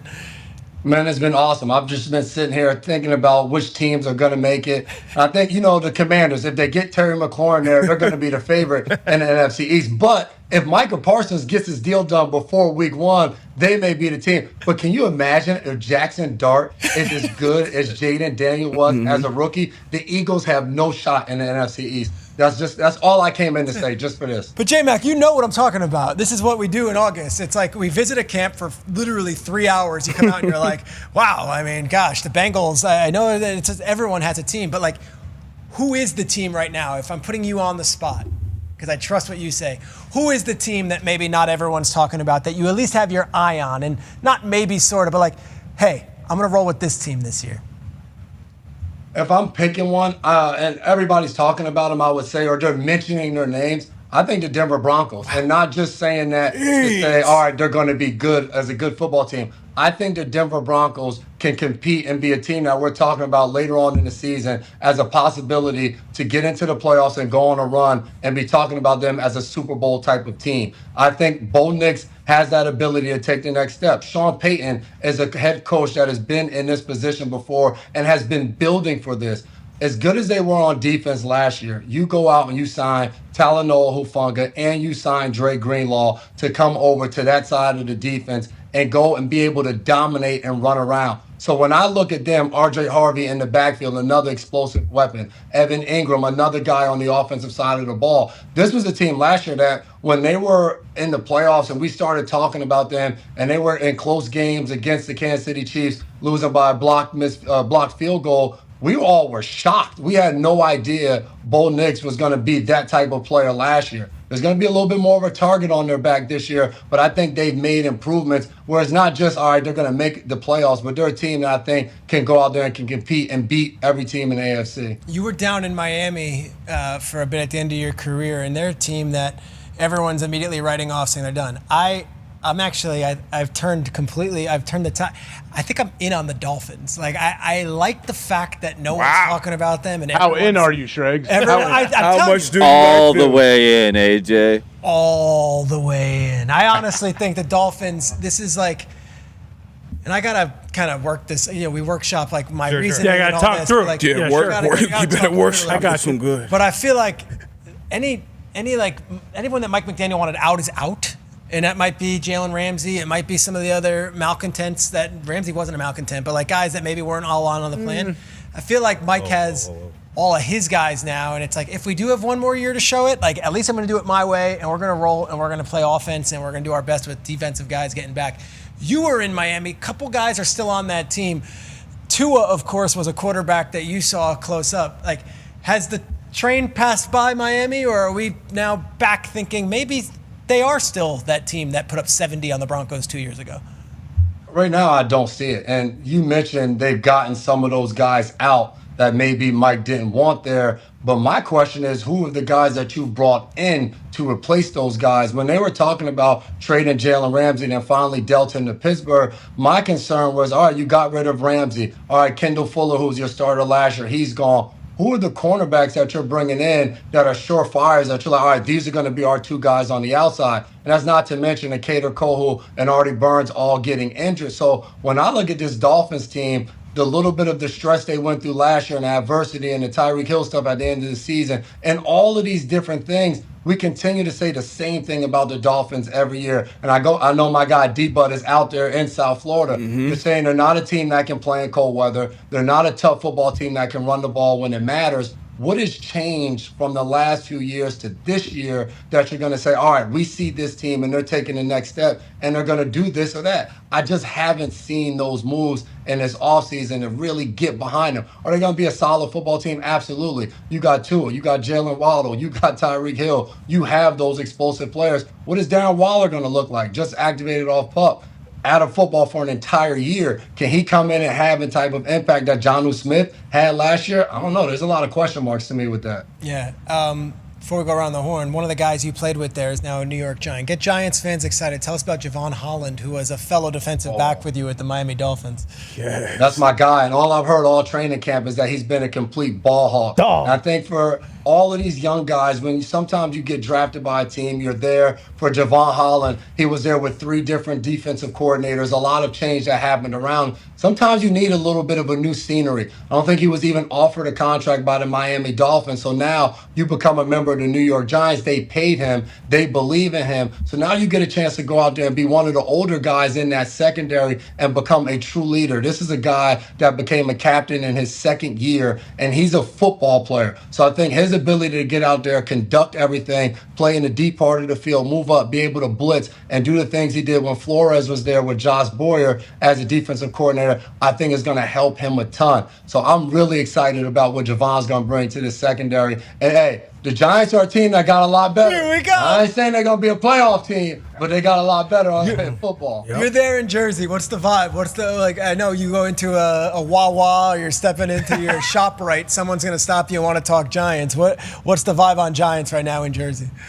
Big Wawa guy out here. We finally got him up in North Jersey, not in South Jersey. Sheets is better. People are fired up. Dable is in my town, so I see Dave's all the time. I'm rocking my Franklin Lakes Pee Wee football gear on. Hell yeah. He's out there with his son and his daughter. People are extremely excited because when you turn the TV on and you're watching a Giants game, you get excited about what you see in Jackson Dart. When you see Russell Wilson throwing a moon ball down the field 80 yards, you get excited about that. When you log on to social media and you see Jameis Winston talking about guys going to chapel and believing and hitting the crossbar on a throw at the end of practice to get them out of meetings, you get excited about that. There's just so much positivity right now that surrounds the New York Giants. A year after they have planes flying over was saying this is a dumpster fire on game day over top of the stadium. It's a completely new hope right now with this New York Giants football team. And then you have Abdul Carter tweeting out and calling out the Jets and talking about BT. Like these are the vibes that J-Mac, I know you're kind of old school. Did you like this? I did, but it was Micah Parsons a few years ago with Leonard Fournette. Yeah. Where it's like, I'm a D lineman. I literally had one of the coaches on my Pee Wee team that was like, man, Abdul Carter, man, this kid's not any good. Did you see him get hit in the game? I'm like, did you watch any of the game or did you just see one highlight of him getting chipped? He's been dominating out there. So I think everybody just loves this New York Giants team. It's trash talk a little bit. It's hard-nosed. This is what you want, a little bit of flair and all of that. Did you guys know that Jason McCourty was once on Saturday Night Live? What? J-Mac, tell him the story. Didn't know that. Hey, when you're an identical twin and you grow up single mom, and we got to create income however we can. Moms was driving us in and out of New York City, auditioning for this, auditioning for that. Obviously, we weren't too damn good because you didn't see us in anything, but we ended up getting casted on Saturday Night Live. It was a Martha Stewart special, and we was just extras. We're just sitting on the ground while they're doing the skit, and that was our big claim to fame. We was in Saturday Night Live. No one knew we were there. Our names probably didn't even roll at the credits at the end, but we were able to live and tell that story. It was all day. I hated it. I wanted to just play sports as a kid. Of course. All right, let's go around the horn here. Boston Connor. Yeah, now your real claim to fame is being a Super Bowl champion for the New England Patriots. Thank you for your service, brother. I very much appreciate that. But looking forward to this season, I wanted to ask you, what young DB you're excited about, but really the young DB everyone's kind of got their eyes on is Travis Hunter now, playing both ways. How do you think that is going to go realistically? D-Butt told me that in Madden, his conditioning is 100 and he never gets tired. Yep. So if that happens in real life, then he should be okay. But do you expect him to do both the entire year? Do you think it'll be kind of split between one and full-time the other? What are you expecting to see out of Jacksonville and Travis Hunter?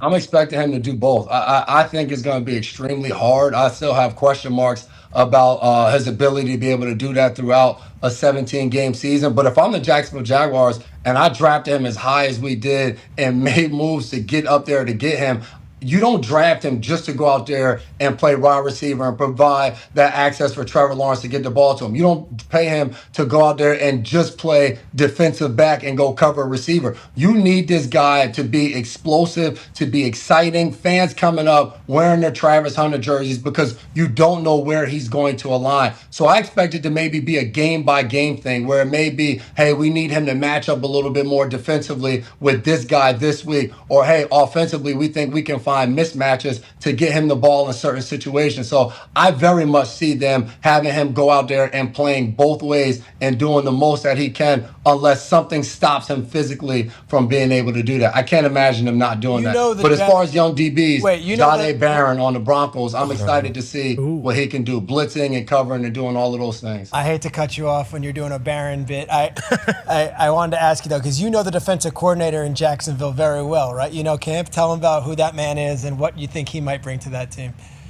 People that got a chance to watch the in-season Hard Knocks of the Miami Dolphins, you got to see just a preview of what Anthony Campanelli is all about. When you mentioned New Jersey, when you think of what New Jersey football is like at the high school level, it's the Italian guy screaming at the top of his lungs, getting people fired up, slamming things in the room, throwing a chair through the window. That is Coach Camp. And throughout the course of the week, he loves every single guy that he gets a chance to coach and come in contact with. So Anthony Campanelli is going to be one hell of a defensive coordinator down there in Jacksonville. AJ, what do you got? You got a question for J-Mac? Yeah, Jay, speaking of defensive coordinators, the Bengals brought in Al Golden this year to try to shore up things in the defensive end. We know Joe Burrow is going to put up points and how good that offense is, but what do you expect from this Bengals defense? And I guess what do you expect from them as a team? Well, watching them against the Commanders, I don't expect a damn thing. I look at this for Al Golden. I'm coaching Pee Wee football right now. If we go play the neighbor in town and all of their kids are 6 foot and they look like monsters and I'm rolling out there with little twerp 9 and 10-year-olds, it don't matter how great of a scheme I have. We have no shot. For the Bengals, they have to figure out to get these young guys that they've drafted to play at a high level right away. Find a way. Pay Trey Hendrickson. Get him the money. They need as much good players on the defensive side of the ball as possible. If I'm Joe Burrow, I'm standing on the sideline and I'm watching this. I'm in everybody's face, slamming helmets. Dude, we got to figure it out. Make a trade, do something. There's no way we're just going to hit repeat on exactly what we did last year. That defense was ugly. And I know it's just a preseason and all of that, but I always think about this. When you look at the preseason, whatever was the point of emphasis from the season before, it better look good now in the preseason. We talked about Caleb Williams not holding on to the ball, all of those things. In the preseason, it looked better. It looked like something they were working on. I don't know what the hell the Bengals was working on last season, but we need to see more from that defensive side of the ball. Who do you have week one? I know you do CBS games, and you got a great crew with you. You're with Andrew Catalan and I believe Charles Davis this year. Who's your first game? We're at Indy. We got Daniel Jones and Miami's coming to town. Daniel Jones and Tagovailoa. Sorry, man. Hey, you're gonna enjoy Indy, but yeah, sorry about that, brother. Which quarterback would you have rather faced, AR or Daniel Jones? To me, I would hate to see AR out there because if I'm on defense, I'm terrified of the unknown. You don't know if this guy's going to scramble and run you over as a DB. You don't know if he's going to flick his wrist and throw the ball 60 yards down the field. So I would much rather face a Daniel Jones, and that's no disrespect, but Anthony Richardson creates that unknown that to me is terrifying as a defense. Ty? J-Mac, just curious, how do you feel about the Packers defense going into this year? Throughout, as a Packers fan, all offseason, they kind of let everyone from their cornerback room walk, and they did sign, Nate Hobbs from Vegas, but then a lot of the talk was, hey, Bo Melton, this receiver, we're going to put him at cornerback, and we're going to see. And, they've been saying he's been doing great, but they were much improved last year with Jeff Hafley. Obviously, their safeties are very good. Do you expect them to, take another step up this year? Because I feel like if they want to do what everyone thinks they can do, their defense needs to be much better again this year. D-Butt, where did Bo Melton go to school? I hope he didn't go up that shitty school up in Jersey. Yeah. I hope not. You damn right, baby. That's a fellow. Piscataway. Rutgers, baby. Jesus. Why do you think they put so much trust in my guy? I look at this Packers defense, and you're hoping they take a step, but when you lose guys, it typically takes a little bit of time to gel and build that chemistry for everybody to be able to come together. So it's not going to happen right away. You lose a guy like Jair Alexander, who played a lot of good football, has been banged up the last few years, and now you're throwing guys out. You mentioned Nate Hobbs. You mentioned bringing Bo Melton from the offensive side of the ball to the defensive side of the ball. You're not going to just hit the ground running and everybody just pick up. It's going to take a little bit of time. But in that division, you don't have that much time. So I look at this Packers team. Yes, Jordan Love, Matthew Golden, his addition, the defensive side of the ball, I think they're going to be good, but I don't see that step forward happening right away. It's going to be throughout the course of the season. How much better can they improve from a week standpoint and getting guys on the outside that can play more man-to-man and get them out of the cover 2 and the cover 3, which they played a lot of last season. I got a tweet just saying when we're in the dome, it's not around the horn, it's around the dome. So let's go around the dome, not around the horn. Okay, I like that. What do we got? Yeah, Jason, we talked about Jalen Ramsey earlier and him going to the Pittsburgh Steelers. As we know, the front seven there has been incredible, will be incredible, but getting Jalen Ramsey, getting Darius Slay, they are very, very happy with those two. How do you feel about the Steelers defense as a whole, the Steelers secondary, and can they lead them deep into the playoffs?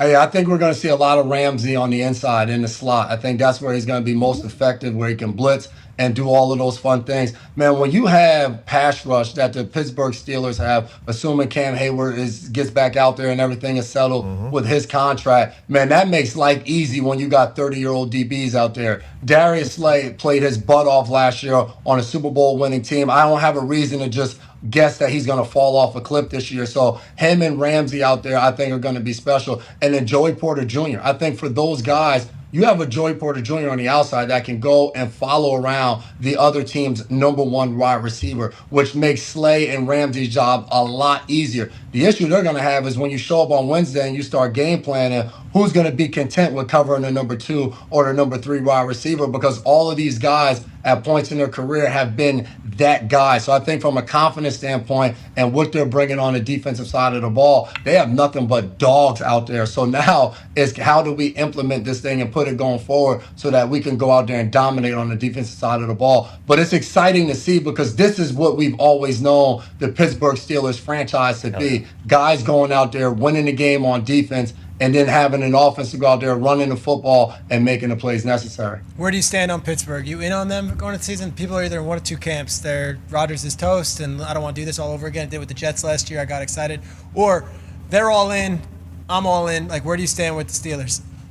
Well, I don't think they're the Jets. I think that comparison, just because Rodgers was there, isn't fair. This is a team that has been winning, has been in the playoffs. They're not bringing Rodgers in there to save them. So I do like the Pittsburgh Steelers. I like them to win a playoff game this year. I like them to get there. Wow. And, so I look at them as a team that I think they do take those steps. I don't have them as a Super Bowl contender, though. Final Four's pretty good, though. That's all right. I think we would take that at this point, yeah. That's it. D-Bot, what do you got? AFC Championship. So, Jason, you played, I know you played for Bill. Comment mentioned your Super Bowl championship up there in New England. I believe you overlapped a little bit with Mike Vrabel, not maybe in Tennessee, but maybe in Cleveland. What are the similarities and differences between Bill and Mike? And what's your expectation for Pat's Drake May's year 2 and then Vrabel, the prince that was promised back in New England?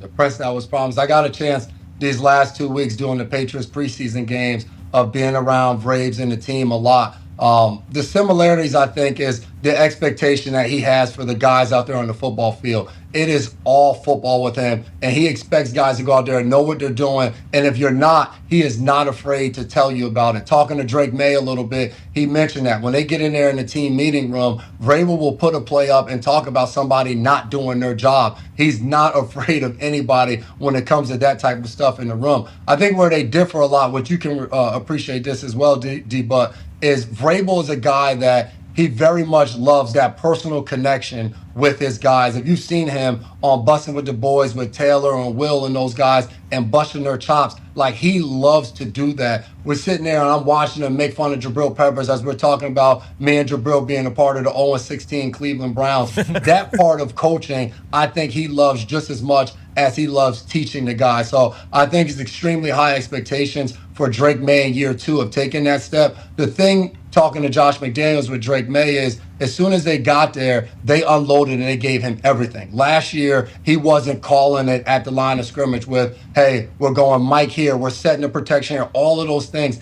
They gave him all of that, and he has loved every part of it and the growth that he's had since he's been there, the leadership and speaking up and all of those different things. What's your vibe on Belichick college coach? Because that's, I mean, they got the Patriots fans here fired up. But we talked to Damian Woody. He's like, I think it's the most fascinating story. Are you in on that? Like, do you think that suddenly Belichick is going to take the North Carolina Tar Heels to prominence, or is this just a cute story? Whoa. Man, those are two drastically different things. I'm not gonna call it a cute story. Smart. But I think for me, I'm intrigued because either they are gonna find a way to win games, or to your point, it's not gonna be a cute story. It's gonna be a train wreck. So I think just watching is gonna be fascinating to see. The one thing with Bills has always been about eliminating every single distraction and all of those things. And since he's gotten there, all we've talked about is everything except for football. So seeing these clips are fascinating because it's just like, this is the Bill that I know. Oh, he the actually twirling coaches of the football. whistle. Yeah. Exactly. Twirling of the whistle, looking at guys like, I mean, what are we doing? You gotta block the guy in front of you. We talked about this. Like, that's the Bill that we all know and love. He ain't give a damn about asking me about how my wife's doing, how my kids are doing.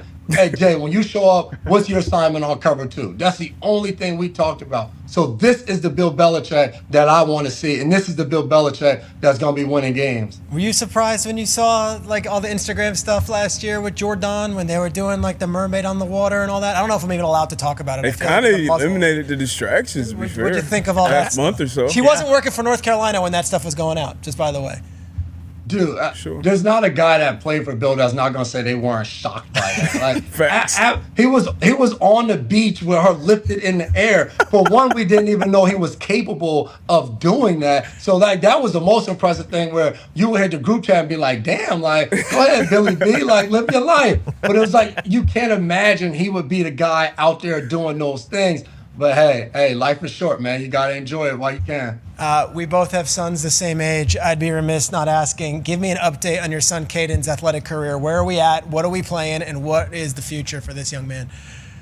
Man, we're in our second year of tackle football, and because he's probably not watching, the other day, we know the pads go on, so we start coming up with all these hitting drills. You got to get him fired up. Like, you got to go in there and lay a shoulder. So, you know, my son, so I'm going to match him up with some of the best kids on the team. So we have another kid that's really good on our team. Caden's the tackler. He's running the ball. He drops the shoulder. Boom.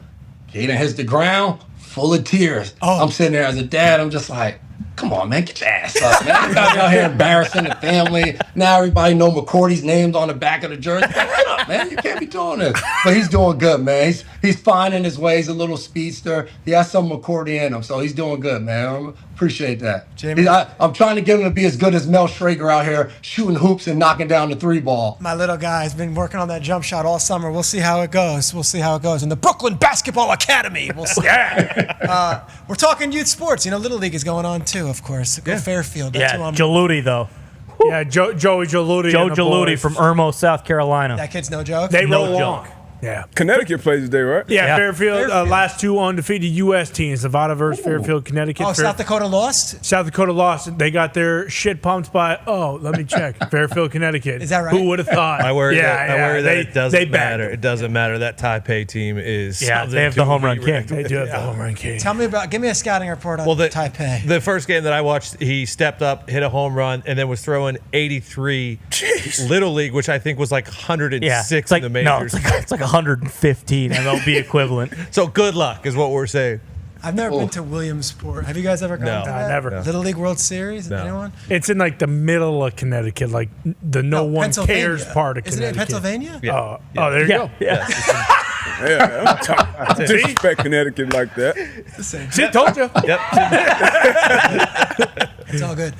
J-Mac, good luck finishing up one more Patriots preseason game, and then you'll be on the road all season with CBS, and you'll be doing stuff with ESPN, I believe, as well. So, J-Mac, thank you, bud. I'll be there, baby. I'll see you. All right. That's the man. Let's clap it up. Yeah. Killing it, J-Mac. It's called Taipei. What is the Chinese Taipei? I don't know if I'm like, what is it? No, It's Chinese Taipei. Yeah, we don't That's need right. you starting a world war. I don't want okay? any problems. We already started with the AI robots. I don't need a world war here either. Give me the latest. You guys watching it? Oh yeah, every day. It's on every day after the show. It's on every day after the show. Today is the winners bracket for the U.S. side. It is the semifinals. Winner goes to the United States Championship. Okay. Loser plays. Oh, I love Dr. Pepper. Loser gets the Dr. Pepper because they're feeling like shit, and then they get Dr. Pepper feel better. And loser also plays in the championship game of the United States side. So this is the last two unbeaten United States But teams you're allowed today. to lose one game? It's double elimination. Yep. Plays Joe Geluti's boys to get back into the United States South Championship. Dakota's already. South Dakota. I believe they play Geluti. They play Geluti to go to the losers. Nevada? No, Irmo, South Carolina. North Carolina. Yep. Sorry. There you go. So right now I there need are brackets. Yeah, since there's two sides, there's 3 games left on the United States side, and 3 games left on the international. Somebody get Shrakes a visual. I needed something. Jesus, what are we doing back there, guys? I think it ends either like Monday or Tuesday. Really? Of next week? Oh, I was going to say, I would have just guessed that Sunday will be the championship. There he is. There it is. Here we go. There's Geluti. So is the pitcher? Yeah, through 2 games, he hadn't yielded a hit yet. And again, you got 85 pitch counts, so these kids are getting pulled a little bit early. But boy, if you see Geluti on the bump, no sense in even bringing a bat up to the plate. Turn and run. AJ Hawk, you heard Jason McCourty talking about his kid in youth sports. Give me a good youth sports story as AJ Hawk, the sports dad. He's a coach. He's the coach right now. You see the photo from? Yeah. Okay. Good. Yeah, I don't know. I've coached girls basketball in the past for my daughter earlier on. That's obviously its own thing. That was fun watching the girls come together. Like, I tell you what, if you want to coach some competitive people, coach some girls 5th and 6th grade basketball because. If there was a girl on the other team that was a punk, they were not scared. All 10 of them were ganging up, and they were going to go at that girl the rest of the game. So I respect it. I loved how they had each other's back like that. But yeah, I'm coaching a little tackle football. A lot of the kids, it's their first year in tackle. But like as McCourty was saying, if a kid gets trucked, if he gets run over, like kids always talk, oh, you're getting trucked and from playing Madden and stuff. And I'm like, when a kid gets run over, I get juiced, and I go pick him up and bring him up off the ground, and then I yell at the rest of the kids that are acting like it's a big deal. I'm like, what are you talking about? At least he had, I'm saying this guy's got the courage to get run over. I haven't seen you guys even put yourself in a position to get run over. Like, you try to like pump him up and be like, hey, I don't care if you get run over 50 times in a row. Like, at least you're going to put your head in there and give it a chance. So I think it's, football's a great sport, I should say, for that. It really helps you learn a lot about yourself. Absolutely. Amen. All right, next thing I wanted to show before we wrapped, we were talking in the pre-show, there's already a mock draft out. Field Yates put out a mock draft. Oh, yeah. This is going to go horizontally and then down. So 1 to 4, as you see, because you might be saying, wait, Caleb Downs too. So Field just threw teams out there. Don't get caught up on where he projects your team. He's a nice guy. Field Yates is not going to have a crystal ball and tell you exactly where it's going to be. The more important thing is the players. So I like seeing this because it's 32 names for me to kind of watch this season if I'm an NFL fan. And you go across here, he's got Arch Manning as the number 1 overall pick and Lenoris Sellers as the 2. Klubnik the 3. I'm looking for Nussmeier. 16. All the way down at 16. I was told Nussmeier is going to be the guy. Is this controversial that Nussmeier is all the way down there? Well, so first off, for Field, unlike this year, he has 6 quarterbacks here in the first 16 picks, 5 in the first 11 picks of next year's draft. It has been touted as one of the better quarterback drafts in years. Obviously, last year people were saying was not one of the best quarterback drafts in recent years. But no, everything that I heard coming out of the Manning Passing Academy was that Arch Manning and Lenoris Sellers were in a different category from the rest of everyone else. They said that Arch and Lenoris, the way the ball comes off their hand, the way how big they are, the way they carry themselves, they were in a different tier. And then it was that the Garrett Nussmeier, Cade Klubnik tier. I didn't hear much about Sam Levitt. He popped onto the scene last year at Arizona State. He was a transfer. He's got great moxie. Transfer from Michigan State, but people were on high in them. And then Drew Aller, I believe, didn't go to the Manning Passing Academy, so I didn't hear a ton about him. But obviously, we know him. He's a big boy with a huge arm. He's athletic. So no, most of this, we watched him last. From what I'm hearing, most of this kind of checks out as far as the quarterback. Can I ask? This is dumb. I'm just looking at it. Where's the Florida quarterback? I love that. He cannot come out yet. He's not eligible. He's ineligible. And what about What's his name? Ladway? Lagway. I love that kid. Yeah. Yeah. He's a ball What were you player. saying? He's a monster. I know Arch's grandpa basically says no way in hell he's coming out and entering the draft. And then I think Arch came out and said, I don't know where he got that from. So where are we right now with Arch? Is he going back? Is he standing? Fields just said, F it, I'm going to put him on my a lot draft anyway. A lot of us felt the way that Archie did, his granddaddy, about that Arch would be there for 2 years just because that's the Manning way. Peyton stayed till his senior year. Eli stayed till his senior year. So we figured, Arch would do the same. Now, Arch said, that's not exactly the case. He's just taking things one day at a time. And a lot of people are suggesting, just reading the tea leaves, that maybe that's based on who has the number one overall. I was going to say, pick that could be, he may have seen Fields' mock draft and said, yeah, my grandson ain't going to play in Cleveland. No, okay, we wouldn't let Eli go to San Diego. I'm sure as And he shit wasn't not letting Peyton letting go to Arch. the Jets. Yeah, exactly. So that could be, something to talk about. Is this unanimous on like Arch Manning? I mean, because I was on with Get Up, and again, I come in as an NFL guy, and we had Heather Dinich, who was great, and Paul Feinbaum, who was great, and Jordan Rogers, who I respect because he does it SEC Network and watches it all, was like, Arch might be the 5th best quarterback. Yeah, in the I think SEC. that's crazy, but now I'm seeing him number 1 overall. Is that just based on speculation or no, what? I think Field maybe just has a better read of the situation. Really? Yeah, I do. Well, there's difference between college quarterback and an NFL prospect, right? There is for sure, 100%. But no, like everything that I was like, Arch and Lenoris are the guys right now. But I saw another. He works for ESPN too. Matt Miller, NFL Draft Scout or whatever. He had Cade Klubnik going 1 overall. So like as of right now, before the season starts, there's a lot of quarterbacks who have the potential to go. So if you're a Browns fan and you're hearing this, there's 6 quarterbacks in the top 12. Are you really getting so worked up about Shedeur Sanders? Because, gosh, we have the Jacksonville first-round pick and we have the Cleveland first-round pick. We're going to root for our team, but even if we packaged them and move up a couple, like there might be the next guy, and we have to wait 10 monts, 7 months. Yeah, that would suck more.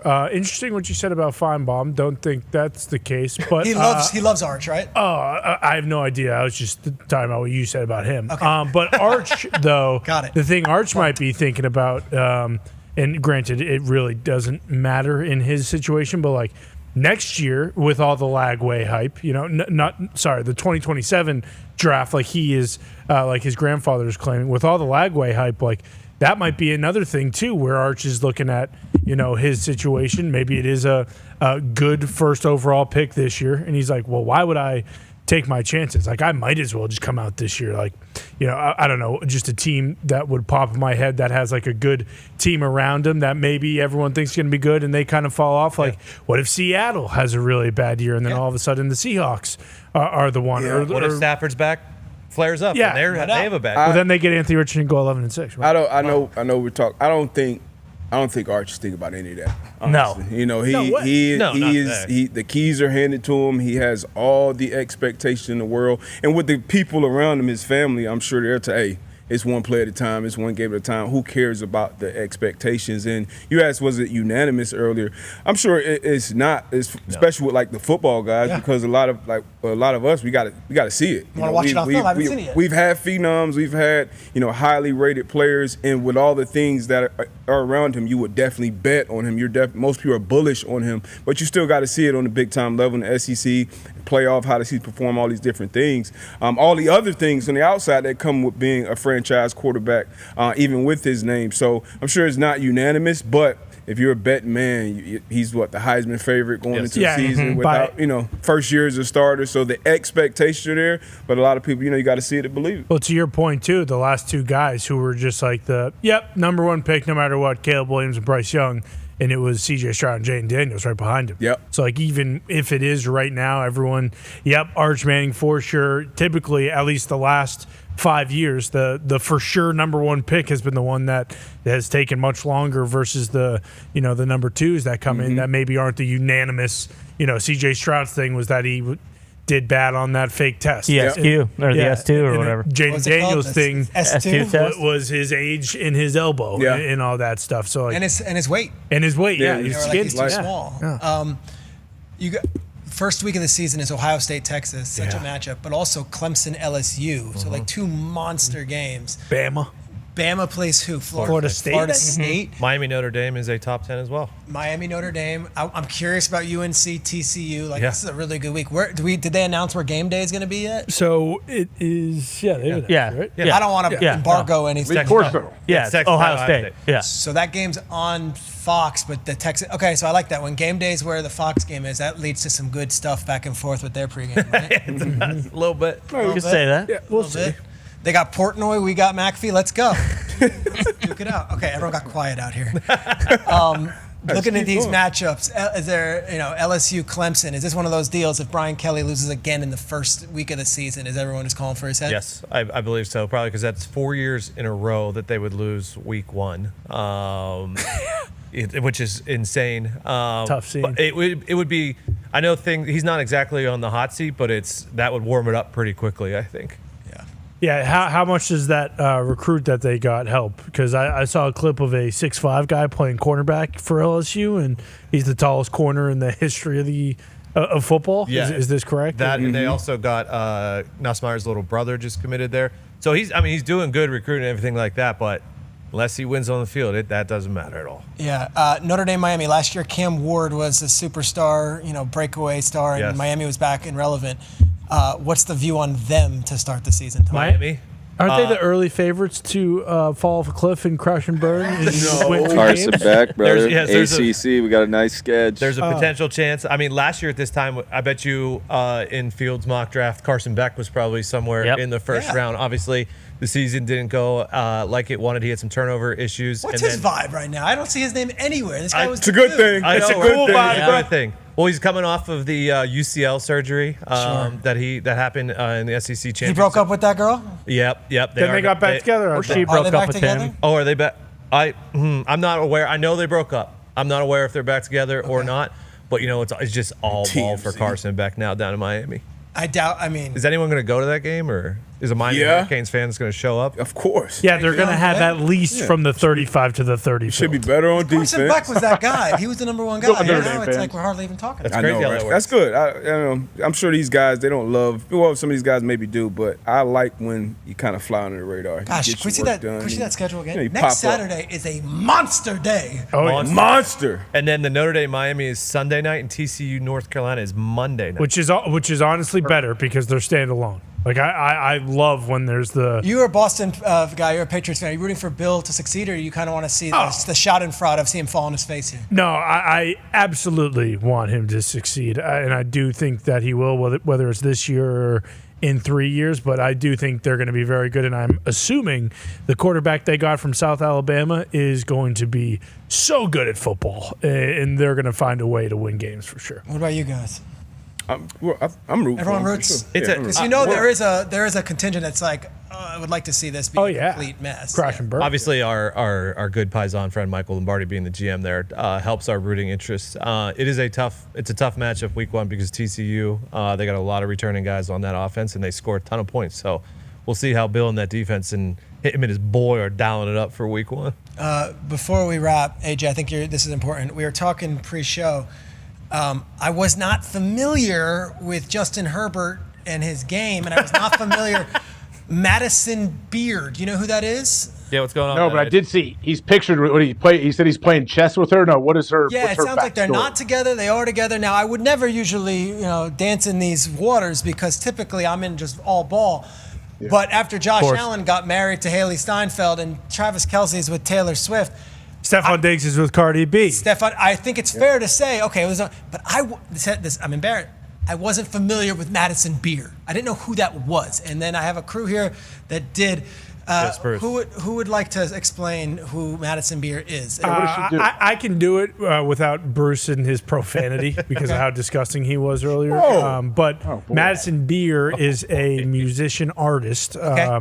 I guess she is from the Olivia Rodrigo type era, artist of that ilk, if you will. Singer-songwriter. And allegedly the song Driver's License by Olivia Rodrigo, very popular tune for the Gen Z. I believe that is about Madison Beer. So she is in a good way or bad way. In a bad way. The song Driver's License is a about bit of beef, if you will. Yeah, exactly. Confirmed. Not confirmed, but also not denied. So I believe we can't just completely rule it out. But I did read on her Wikipedia she blew up because in I want to say circa 2014, 15, Justin Bieber posted a link from to one of her YouTube songs, and then she exploded after that. Bieber? Yeah, she's a Long Island girl. I like that. We just want Herbert to be happy. I just want her to be happy. Forget Herbert. A chess tournament too. Everyone to be happy. And Grandmaster. Justin Herbert, take her last Guys. name. We got a chess tournament here. Chess tournament. We love it. Awesome Beer. show. Thanks for having me, everybody. This was fun. We're going to be wrapping up now. And I will tell you this was an ultimate honor and a dream. Thank you, guys. Knocked it out the Man of park. the people, Thank you, Shrakes. Shakes.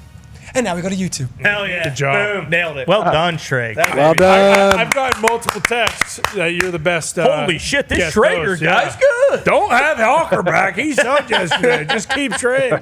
AJ is the man. AJ texted me. He's like, I'm going to be with you tomorrow. I'm like, hell yeah, you are. I can't do this without you. So, AJ, I appreciate that.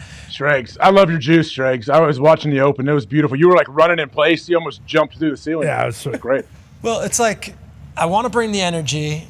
I want to equal what you brought yesterday and what Rapshi brought Monday. And then I want to do the brand service. So I maybe go overboard. I got a text from one of our executives saying that they thought you might have to like hold me down because I was a little bit too excited. But but that's what you want. Just like just like I forgot what coach. Yeah, I think it was Spagnola. Or it was Carr. You're right. You want to toe the line. Yeah, you want to be yanking those dogs back. We don't be pushing you who forward. said that? Which coach? Carr. Bill Carr. Bill Carr. Go on, tell your Say whoa, not go. Yeah, I want to say whoa, not go. a lot of these coaches have a saying for that. Yeah. Whoa, not go. That's a good one, too. Yes, it is. It is Checks a out. good one. It is. It's true. I like the whoa, not go. It's it. The beauty of this show though is it's like I've done a lot of other shows and it's to those shows, Good Morning Football or Fox Kickoff or even Get Up, whatever. It's like here's the rundown. You guys basically were like, what do you want to talk about today? And we did. And for 2 hours, you're talking with your boys. It's like, that's a dream. So this is unbelievable. And you guys are awesome. So the questions we asked were great. Our guests were really good. This is really awesome. The conversations end on their own volition. Is that right? Is that how? Was that? Is that the term? You could say line? that. Is that the Seinfeld line, Nick? He wasn't listening. He wasn't listening. I heard you. I'm just not sure. Tony, it's very obtuse line. Deep cut. No, it's not. No, it's not. What's the line? How have you been enjoying the hosting? No, you've been hosting a bunch of shows on the network. How's the suit and tie is different from me. Yep. I never did that. Oh yeah. But is that mandatory at the New York show studios? No, it's not mandatory because I don't think Get Up. I don't think Greeny wears one, but I don't like not wearing one. If I'm gonna wear the full other thing, I feel like I'm showing chest hair, so I wear one. And then the first day I came in to do First Take, one of the producers was like, "Ooh, no tie," and I'm like, "So." Yeah, no tie, pal. Yeah, ran to fuck you. Yeah, yeah. Men's Warehouse or like Jose Bank, and I got the tie on. I'm like, am I good? Like, yeah. So it's been great. You should have wore a full suit and tie today. Today, I was thinking about. I thought you were going to. I was thinking black tank top. No, that would have been. That would have gone well. That would have been. If I saw you, but like for the viewers at home, like. What you see is what you get. These guys all are best friends. Like you come in and it's just a hang session. That's what I would want to watch. Ball. Right? Yeah. What do we? What's pertinent in the football world today that needs to be discussed? And we did it. And we do it. And it's fine. AJ, we didn't get your thoughts on the Micah thing. Yesterday you spoke about it, obviously, but a day later, Schefter saying there's a divorce on the way, whether it's immediate or it's next year. Just your big takeaway.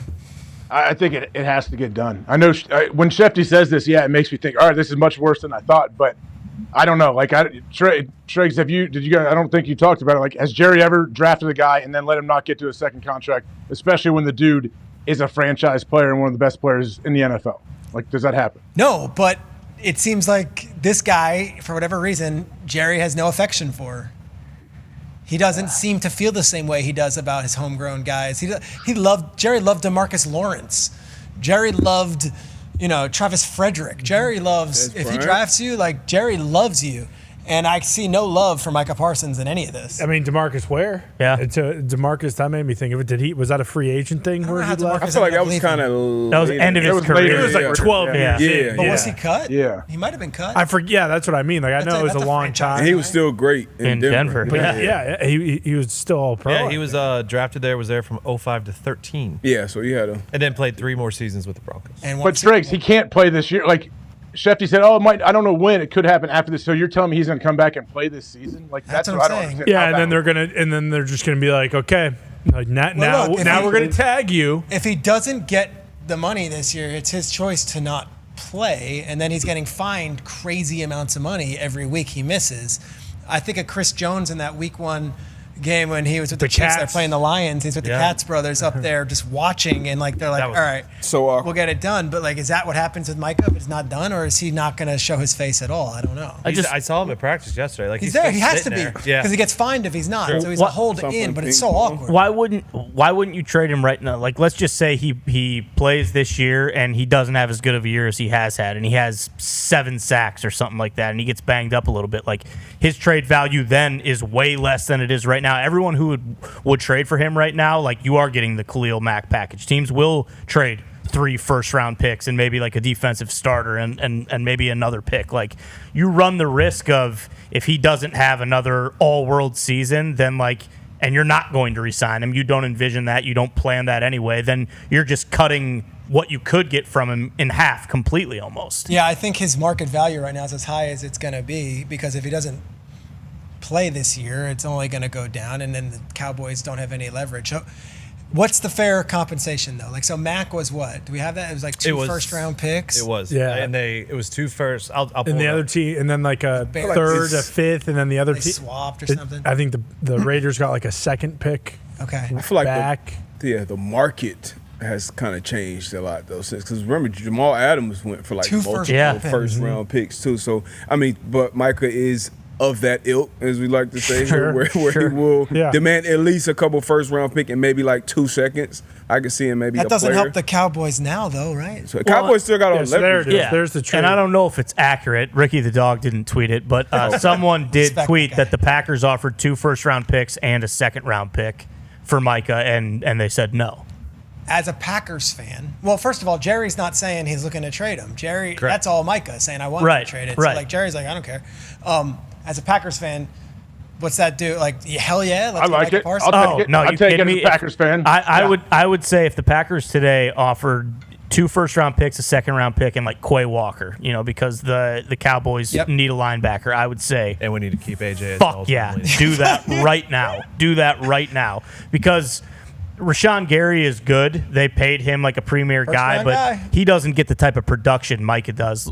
A lot of people have been saying like Lucas Van Ness, who was, I think the 11th or like the 13th overall pick. Unleash him, man. Yeah, unleash the beast. I've been saying that for a long time. Like and a lot of people have saying he's been unbelievable in the preseason so far, but we still haven't seen him. This is year 3. Yeah, exactly. Like, they need guys to get home and get to the quarterback, especially if their secondary isn't going to be quite as good this year. So, like, yeah, this guy is a top 3 to 5 defensive player in the NFL. Fucking, if it's an option, get rid of those 2 picks, because you're imagining those picks are going to be in the late 20s anyway. Yeah, that's the thing. That's a key part. So, like, let's play roles here. All right, so you're Jerry. Mm-hmm. All right.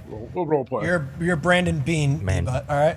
Oh, great role. I'm so I know, pumped. I know. Good Sorry, role. you guys. I know we Here's all the want to be trade Jared, offer. but there's only be one. 2 first-round picks and Ed Oliver. Get the fuck out.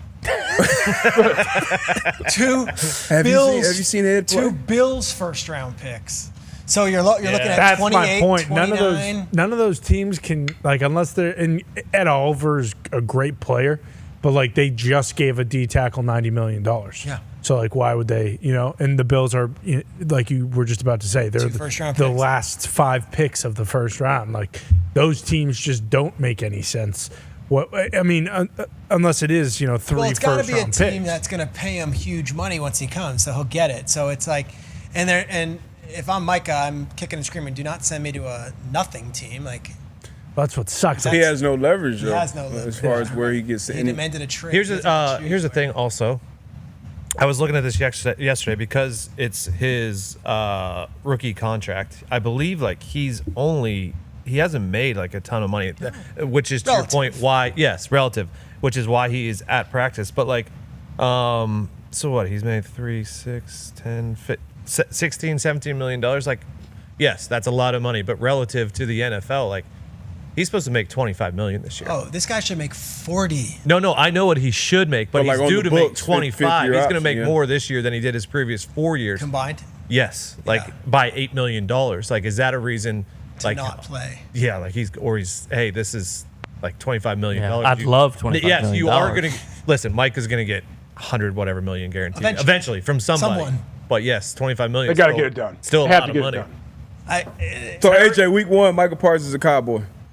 Or I don't know if he's playing or not. Week 3, I think by then, he's in there because let's say the first couple weeks he doesn't play and they don't really get any pass rush. You don't think Jared's going to run to the dotted line and sign him up? Sign this motherfucker right now. We didn't talk about McLaurin today because I'm kind of tired of it. Hasn't really done anything. Hasn't changed. No, really. They're going to resign. Stalemate. Stalemate is what it is. He wants a certain number. Commanders see it a different way. I would think those. Did you see? There was a video floating around the internet where people were lip reading. It was him and Adam Peters talking, and it looked like Terry. It could have been AI, but it was from far away or whatever. But it looked like Terry say, "I can't do less than 66," which kind of makes sense because all the talk has been he's been looking for 33. So I was assuming the 66 over 2 years was guaranteed. But then the everything else we're hearing is that the Commanders are probably not going to go there. He's a wide receiver 1 in the NFL. Yes. The going rate is either going to be 20 to 35 or 40. To me, figure it out. Yes. But I do see the side just in a vacuum, not thinking about, hey, we came so close last year. We brought Terry McLaurin to me, and you guys crushed me when I said it 2 months ago. I don't see him in that Jamar Chase, Justin Jefferson ascending. I said Malik Neighbors, and you guys lost your minds. Yeah, I think that was fucking Malik ridiculous. has looked that way because Malik had 108 catches in his second-year player. Malik's a dog. McLaurin's 30. Mm-hmm. It's hard to, and I know what Pittsburgh's paid for DK, but I would also look at DK as a different body type and maybe a different type of receiver for what they're doing. But to me, it's not about what he's worth in the matter of principle. To me, it's like we're all in. We're here. We just got Tunsil and Debo. This is the year we need Terry McLaurin. Pay him. You need to watch. He's also never played with another legitimate guy in Debo. So he could be. Not even including Jaden. Yeah, Debo is finally there. Who's been he the finally number has two? someone Right. on the other side of the field to him that can take a little bit of pressure off. I hate this is going to sound negative term. You're up at night thinking about Jamar Chase the night before a game. You're up at night thinking Jamar about Chase is different. Jamar Chase, Justin Jefferson. You're thinking about those guys are you losing they're sleep different. over Terry McLaurin as a Yeah, defensive back? Terry McLaurin. Covering him one-on-one, you are. Yeah, he's a game wrecker. He's still a game wrecker now. Chase, Jefferson, those guys are kind of on they're on an all-time great trajectory. But if you're looking around the NFL week to week, as a corner, as a defensive back, okay, we got T-Mac, week 4. We got he's definitely a guy that you're circling, that you're game planning for 17. Okay, where is he on third down? Where is he in 2 minute? Where is he in the red area? And he can impact the game in different ways. DK Metcalf is also a guy that you have to game plan for. You got to be aware of because any point in the game, number 4 now can take the top off of defense and be explosive. Now the big thing about it is 17 McLaurin, he's there every week. That's a big deal too. You look back on you look back on the great Jamar Chase. He's pretty much there every week. These guys who are there every week, not okay, he has a great 4 to 6 week stretch and he's going to be out for a couple weeks with a hammy or a calf or something like that. Up until this point, that hasn't been the case for Terry McLaurin. And for Jaden, man, you're a second year, you want to build that rapport with Terry. Yeah. And then for Terry, this is the first time I believe he's returning with the same starting quarterback. Yeah. So as a big-time receiver and as a big-time ascending quarterback, you want those things in position. You don't want to be trying to figure shit out in week 2 that you could have figured out 2 weeks before the season started. So Adam Peters, they got to figure it out. I understand both sides, though, and why they're kind of at a stalemate, though. And you would think that no matter what, it's hey, the only goal here is we have to make sure that Jaden Daniels, his trajectory is going to continue to rise like this. Yeah. Because Debo obviously is a nice piece. We've seen what he can do. He's great, but that's not nearly as attractive if Terry McLaurin's not on the field. No doubt. It's if Terry McLaurin is on the field, it's oh shit, box. Look what we can do with Debo now. You just why would you run the risk of Jaden Daniels had an all-time great rookie year, and now we're talking about the Commanders? Hey, could this team and go you have win a the Super money Bowl? to spend Exactly, and you have this ownership that since they've come in have basically said hey, we're going to spare no expenses. You need new practice fields.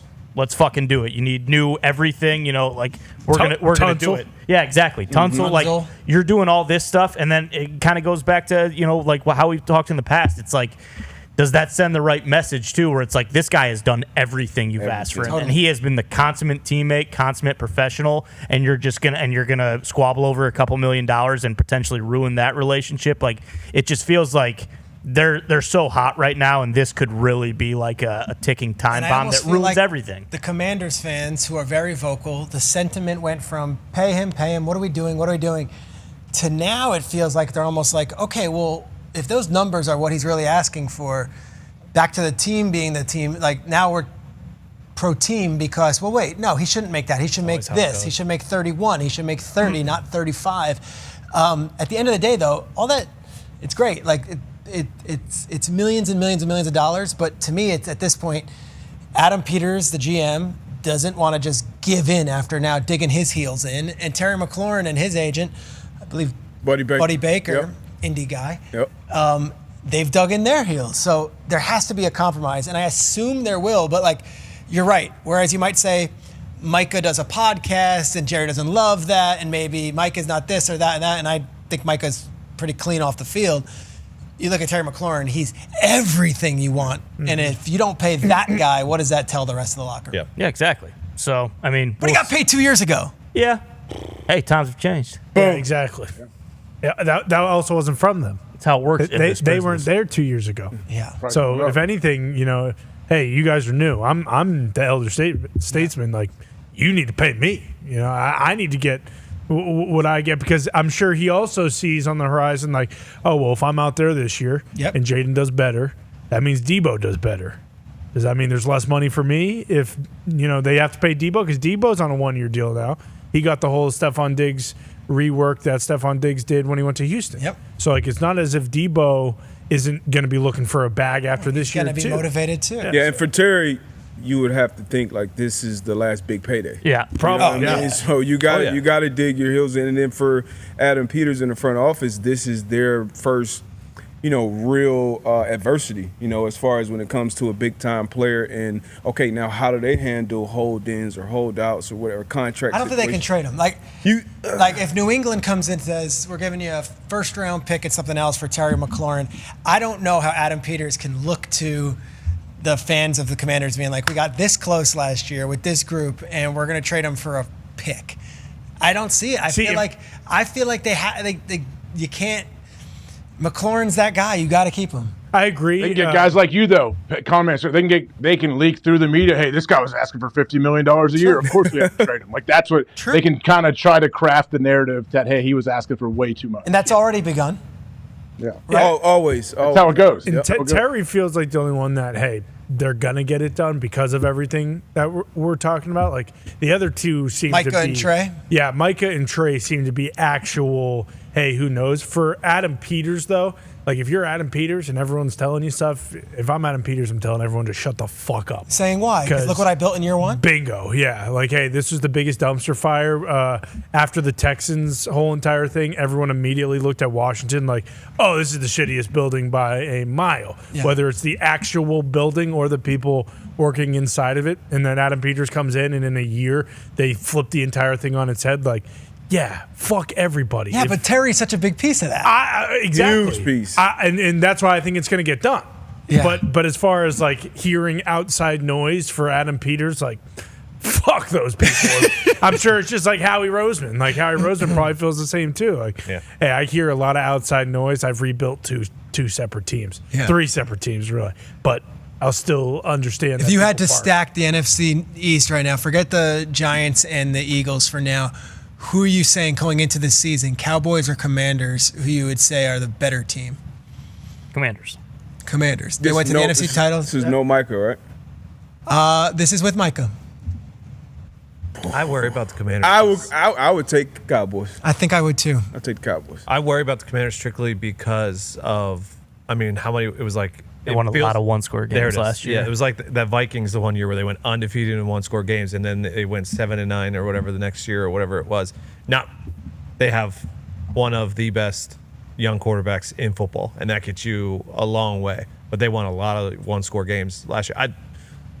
I mean, between those teams, it's toss up. Yeah, I mean, I'd probably say Cowboys. You got to pick one, Tony. Cowboys. AP Tony. Okay. Cowboys. Like if you look at the premier positions, I like the defense. like you probably give the advantage to Washington, but you wouldn't go like Just a quarterback. levels above. Yeah, a quarterback. I don't know that I would give the advantage. Oh, Jay. you love. But Second year. Dak No, was I number know, 2 I in MVP 2 years ago. Yeah, I Dak- know. You give the advantage to the Cowboys receivers for sure. Yeah. Yes. You know? Yes, I would. And that year he was Cowboys tight ends. Yes. Ferguson. You could argue running backs because I they don't know both about the have- Cowboys defense. Well, and in my mind, Mike's already a Packer, so that's kind of a big part. But like But Eberflus corners comes in. Corners, you lean Overshown. Dallas. Yeah. Lattimore in Lattimore's good. Washington. Yeah, Deron Bland. Yeah, well, Trevon we got Diggs. and I love Lattimore what he's done career wise. He's I got not to young see either. his Banged this up, year. too. Can he get Stay back healthy. to form? I love Mikey Sanders still.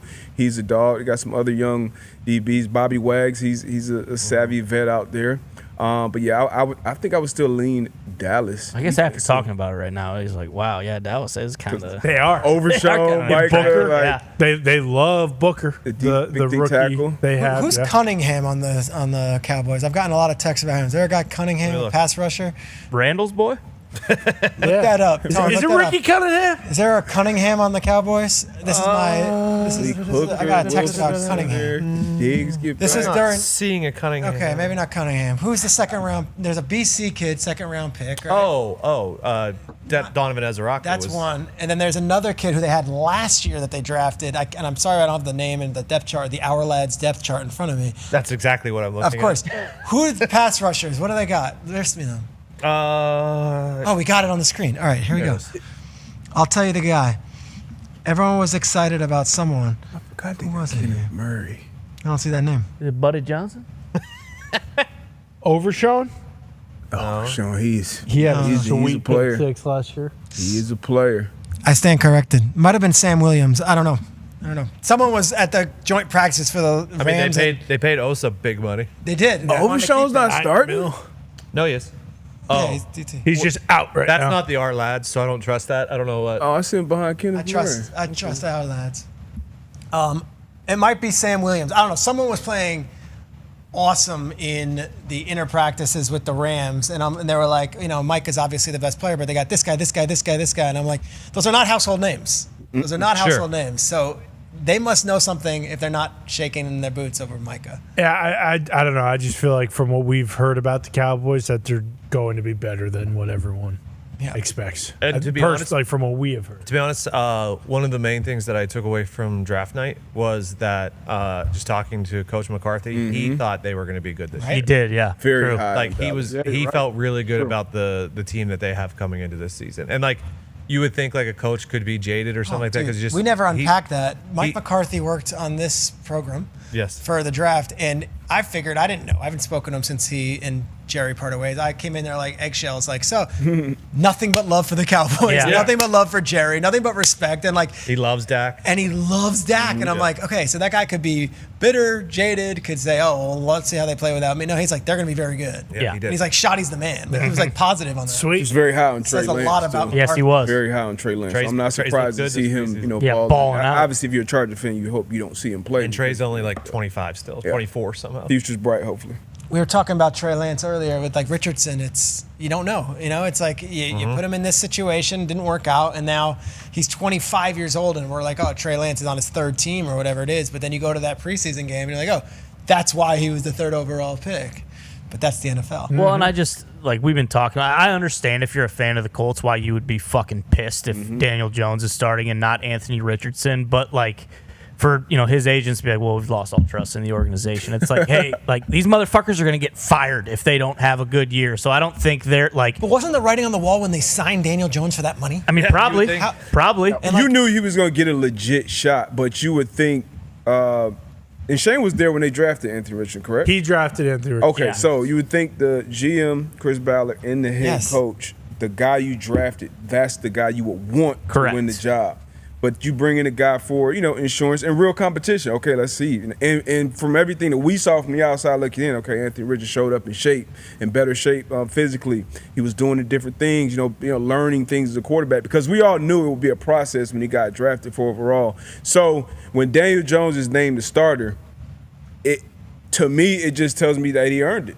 Yes. And he just won the competition. And obviously, I'm close to a lot of people in that building. So when I reach out to the people in the building, it's the same thing for them. All right, this is our guy. He won it. He won the job. It's because, when we're in there, we're trying to win games. No one is there saying, wait a second. Chris Ballard isn't saying, like, let me tank for Arch or Shane Steichen. Like, these guys, especially with a new ownership group, same family, but new people calling the shots. Like, everybody's on high alert to do whatever's best to make sure that they're there the next day. So if they made the decision for Daniel Jones to be the guy, to me on the outside looking in, who isn't seeing the practice, the meetings, the walkthroughs, everything that's going on day to day, I just got to accept, okay, that's the reality. And now as a fan, you got to be optimistic about it. Now as a Colts fan, since Andrew Luck retired, it's been a revolving door. And even players have come out and spoken. It is frustrating not having that consistency and continuity at the quarterback position. But this guy came in.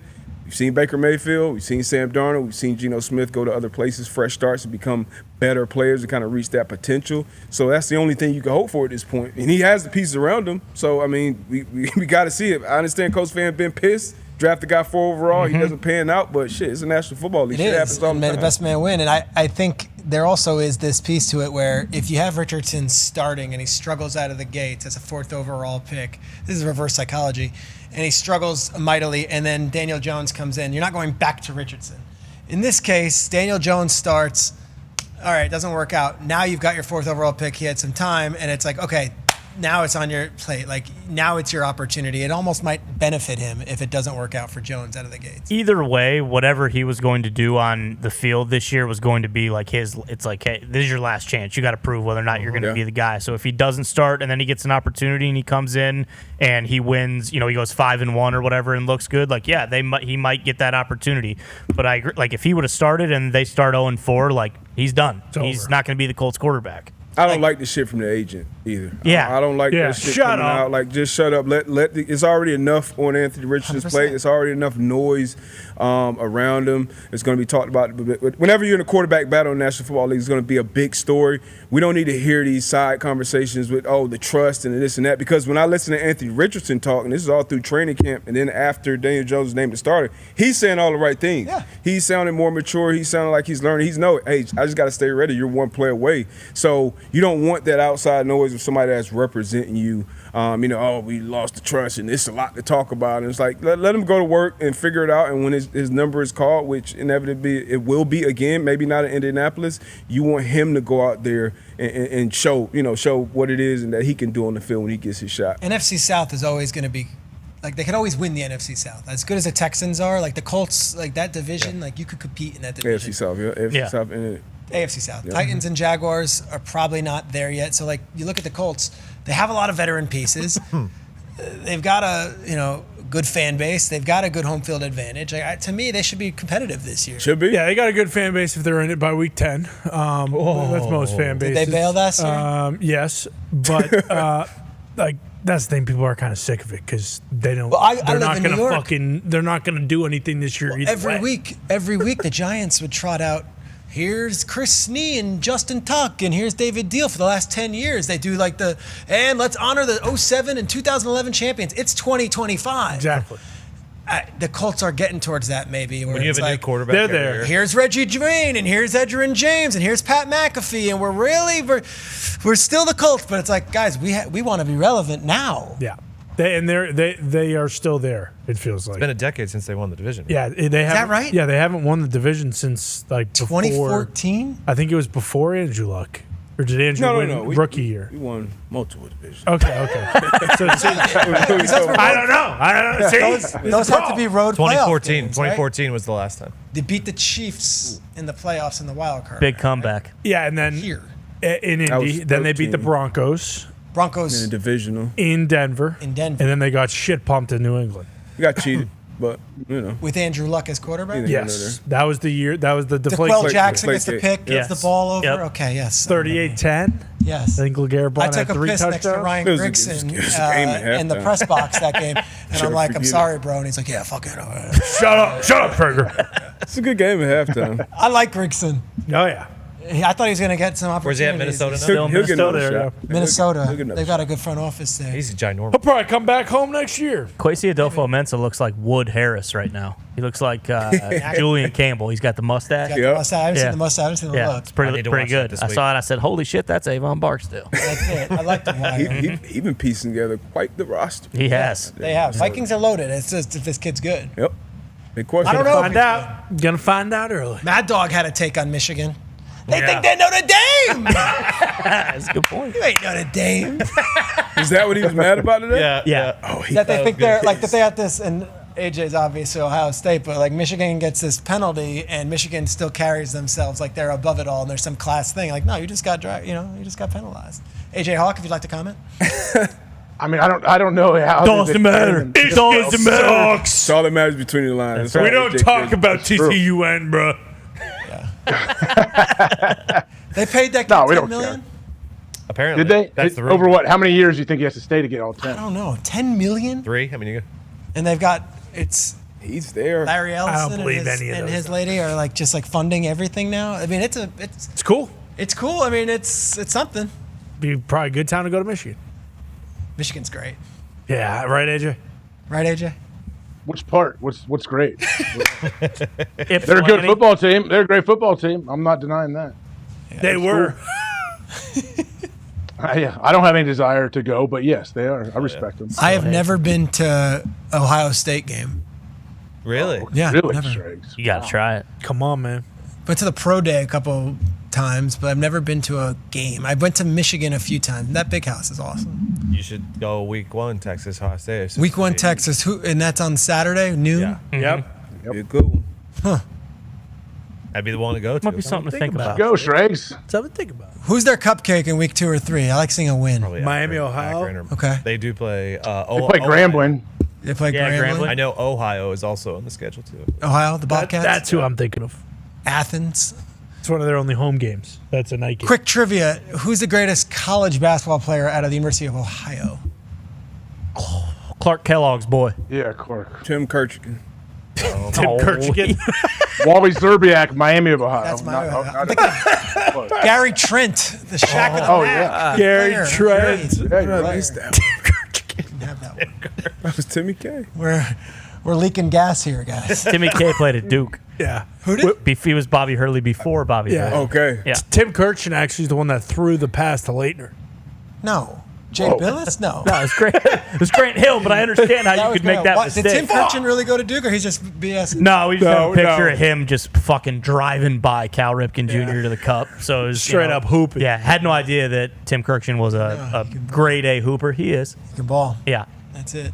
All right, so Texas, Ohio State, week 1. Boom, there it LSU, is. Clemson. Look at that. Yeah. Lefty? Looks like Jerry Seinfeld. He does. Lefty. What'd he say again? You reach, I teach. You reach out. Yeah, and Cal Ripken Jr. was like, shit, he's right. Yeah, he actually does. Yeah. He actually does teach. He nutmegged him right after this. I like Cal's kicks. Both of them. Throwback. Good kicks. Cal's wearing jeans? What's he got on? No, those are joggers. sweats. Those are definitely old school. You know how we had the swishy pants in gym Yeah. class? You slid on the floor of the burn mark. Cal's sweating his ass off. Yeah, Kirchin's giving him that work. And Walter Iles Jr. is like the most famous photographer ever, Sports Illustrated, all the Ali covers. really? Like, that's the guy. yeah. So he took the We knew photo. that. That's pretty cool. Kirchin's Yeah. got that. Yeah. That's Timmy K. That's up in the office for sure. Learn something new every day. I love that. We're going to start tomorrow's show with Walter Ios Jr. talk. All his top 10 greatest SI covers. So we'll see. It's good. That'd be elite. All right. So we got. All right, Trey. Hey, you Great were job, fantastic. I love Yeah, well done. Thanks for You having were me. fucking awesome. Hell yeah. Job, Do it. Strags. That's great. Do you know how we end? No, tell me. I've never watched the full ending. the full but- ending. You say Yes, you're team honest. on me, team on 3, 1, 2, 3, team. All right. Team on. Me. Say Come on, a little juice to it, though. Yeah, Strags. yeah, Get yeah. your normal juice. Yeah. Your normal Your juice. fucking team on me, quarterback team here. on 3. Like how 1, you 2, 3, started the team. show. Yeah. Team on me. Uh-huh. Team on 3. Yeah. Don't make a fucking mockery out of Yeah. it. Okay? Right now, you're making Hey. a fucking mockery out of it, and we do this every single fucking day. Team on me. Team on 3. 1, 2, 3. Team. I love it. Sorry. Thank you.